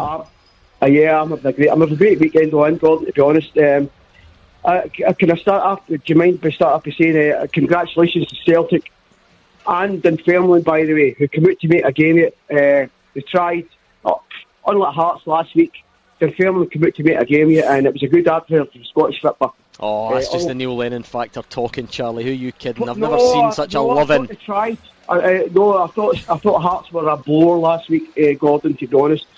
I did want to speak to Hugh, but before I say it, can I say that I wholeheartedly agreed with the last caller? In the actual, I would have him in a heartbeat. Even though the Ox, I would have him as well. Let's face it, if you never get 82 points, we might not win the league. So, hold on, let's pause for that, right? Because I do feel like they're in different categories. Ian Acho's probably got a much stronger case because of the impact. But if you're going to talk about individual points, you wouldn't have got to this cup final without Junior Adamu, but you're not clamouring to sign him. You've surely got to have bigger picture thinking. It's a good point, Gordon, but you're taking the extremities. There's always the exception to the rule, and let's face it, the boy Adamu was exceptionally bad. Okay, so he was there in the picture. But I would like to talk to Hugh. I was on the show, it must have been 8 weeks ago. Hugh said he would be a mug if Celtic won a league. Now, is Hugh going to come out and publicly admit he was a mug? You've missed a few programmes, Charlie. I was presented with a mug last night from I get from somebody called Charlie, funnily enough, Charlie and Debs, who sent me an I'm a mug. And I've publicly said it, Charlie, on more than one occasion, so you just haven't been listening. Someone very kindly sent me, for you, Hugh, a trophy to sort of commemorate your terrible predictions, and I feel so bad because I could only pick it up on my way out of Clyde One HQ last night. We're not together this evening. This is my final show for the summer, so I'll need to wait. I can put it on my mantelpiece in the meantime, but to the person that sent it in, we thank Listen, you. I've never... How was your cake? How was your 0% chance cake? I'm not touching the cake until the two kids get up here from Brighton on Monday, and I want all 6 of my grandchildren to be photographed with the cake. So no one has to touch it. And Charlie, you missed that as well. I've got a big cake. I don't know who sent it to me, but my eternal thanks to you. So that's the business I'm in, Charlie. I made my feelings known. I was 3 minutes away from not being a mug, but I ended up being a mug. And I have absolutely no problem in saying, I'm a mug. I'll be back next season with more. Read between the lines. Hugh doesn't want to feed his grandkids, so he's giving them a free cake. There's a lot to be said for getting predictions wrong. You know, Hugh's got more trophies there than Rangers won this year. But I've got to say, we're on here to be shot down. go with our predictions. I think Celtic fans looked at this Celtic team at one point and never imagined they could go on to win a double. So, congratulations to them. I thought it was an easy street for them today. I know that, you know, was it Charlie saying about Neil Lennon, Dunfermline making a go of it and having a go at Hearts? Completely different scenario. Hearts only needed a draw at Celtic Park to win the league. Neil, the cup was already gone at half time, and he made the substitutions and he got a tune out of them. And the one thing I was delighted for them was give their fans something to cheer. They got a goal. But is there a couple of callers, not necessarily a topic I expected to have to explore? Brian, was the notion of Alex Oxlade-Chamberlain signing again next season. He's started 5 games for Celtic. It just feels... He had the big moment when he scored at Parkhead against Livingston to win them the game. And St Mirren. And he's came up, he's done a job. I think for Celtic, you pat him in the back, say thanks very much, on your way. I don't think you'll see him here next season at Celtic. And by the way, we speak about the career that he's had, the wages he'll be on at Celtic. Celtic are trying to bring in new players. They need to free up some wages, and I think that'll be one of them. Just one other reflection, Gordon. This is the only chance we'll have for quiet reflection. Rangers at Celtic Park, Maeda overhead kick. Motherwell, Fir Park. Hearts, Celtic Park last Saturday. Dunfermline today. Celtic have scored 12 goals in those 4 games. You know, a side that couldn't hit a barn door at times during the season. 12 goals to finish off their season and win a double. Charlie, you'll be the final caller of the evening, and since we're slagging Hugh for his predictions, you need to leave us with one. Will Martin O'Neill be the next Celtic manager, and how soon will we get that information? I don't believe Martin will, as much as I would like him to be there. I like the partnership, I like the team, and Celtic as a team, and I like Martin O'Neill, I like Sean Maloney. They may well be there in one form or another. Failing that, I'm not sure on Roy Keane, but I would have liked James ask you, your man. I would like your man, Gordon. I thought he was a perfect fit for Celtic. Do you mean Robbie Keane? Yeah, I apologise for that. Don't be a mug now, Charlie. Roy would be good value. Well, one thing's for sure, Hugh. You can't help but look beyond this cup success. Well done to Celtic. Yeah. Dunfermline played their part, but very quickly attention is going to turn to this week. What does this week look like? Yeah. Everyone will then get swept up in the World Cup, and in the midst of it, Celtic will need to get their plans in place, whether that's driven by Martin O'Neill or not. The love affair is at an end. The board are back in the firing line.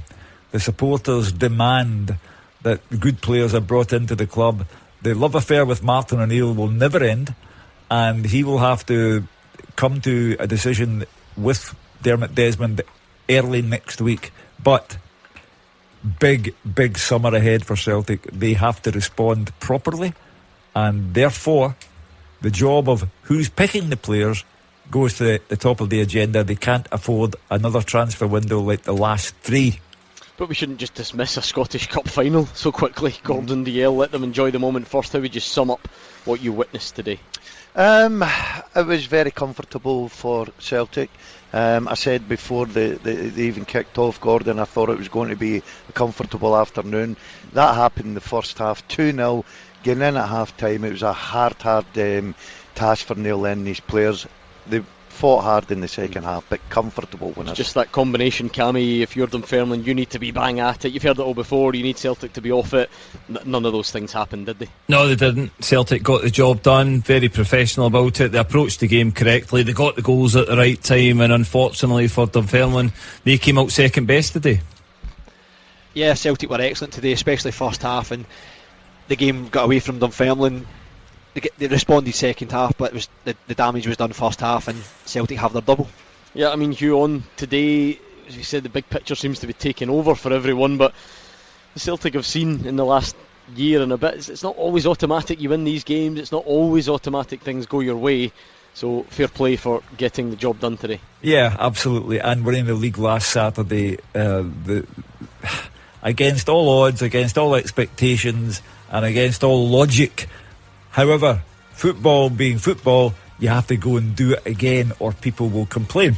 And Celtic have done it again, winning the Scottish Cup for the 43rd time, a night of celebration I'm sure. And then, as the guys have alluded to, over to what happens next. Will it be Martin O'Neill? What will the squad look like? How will this summer shape up? All of these questions to be answered. And of course, Clyde One Super Scoreboard has you covered every step of the way. So make sure you stay tuned over the coming days to get the very latest updates. And for now, you can enjoy the rest of your weekend because the GBX is up next.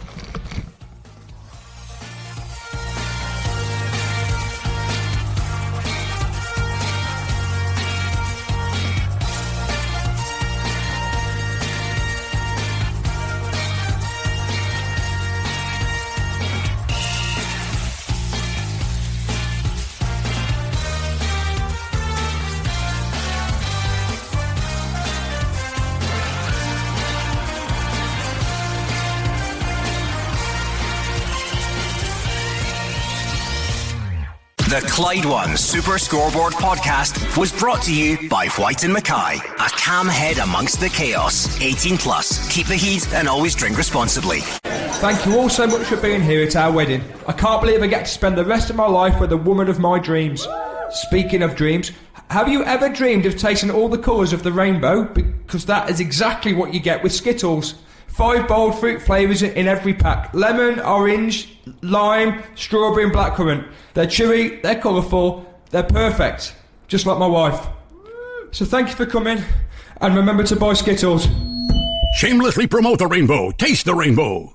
Grab the unrivaled Samsung Galaxy S26 Ultra with an incredible privacy display on EE, the UK's best network. You can save £20 per month, plus claim a Samsung Galaxy Tab S10 Lite. Now we're talking. So get yours today. Offer ends 28th of May. Saving on minimum 24-month 125GB airtime plan. Eligibility, credit check and terms apply. Credit by EE Limited. Claim from Samsung within 30 days of purchase. Verify best network at ee.co.uk/claims.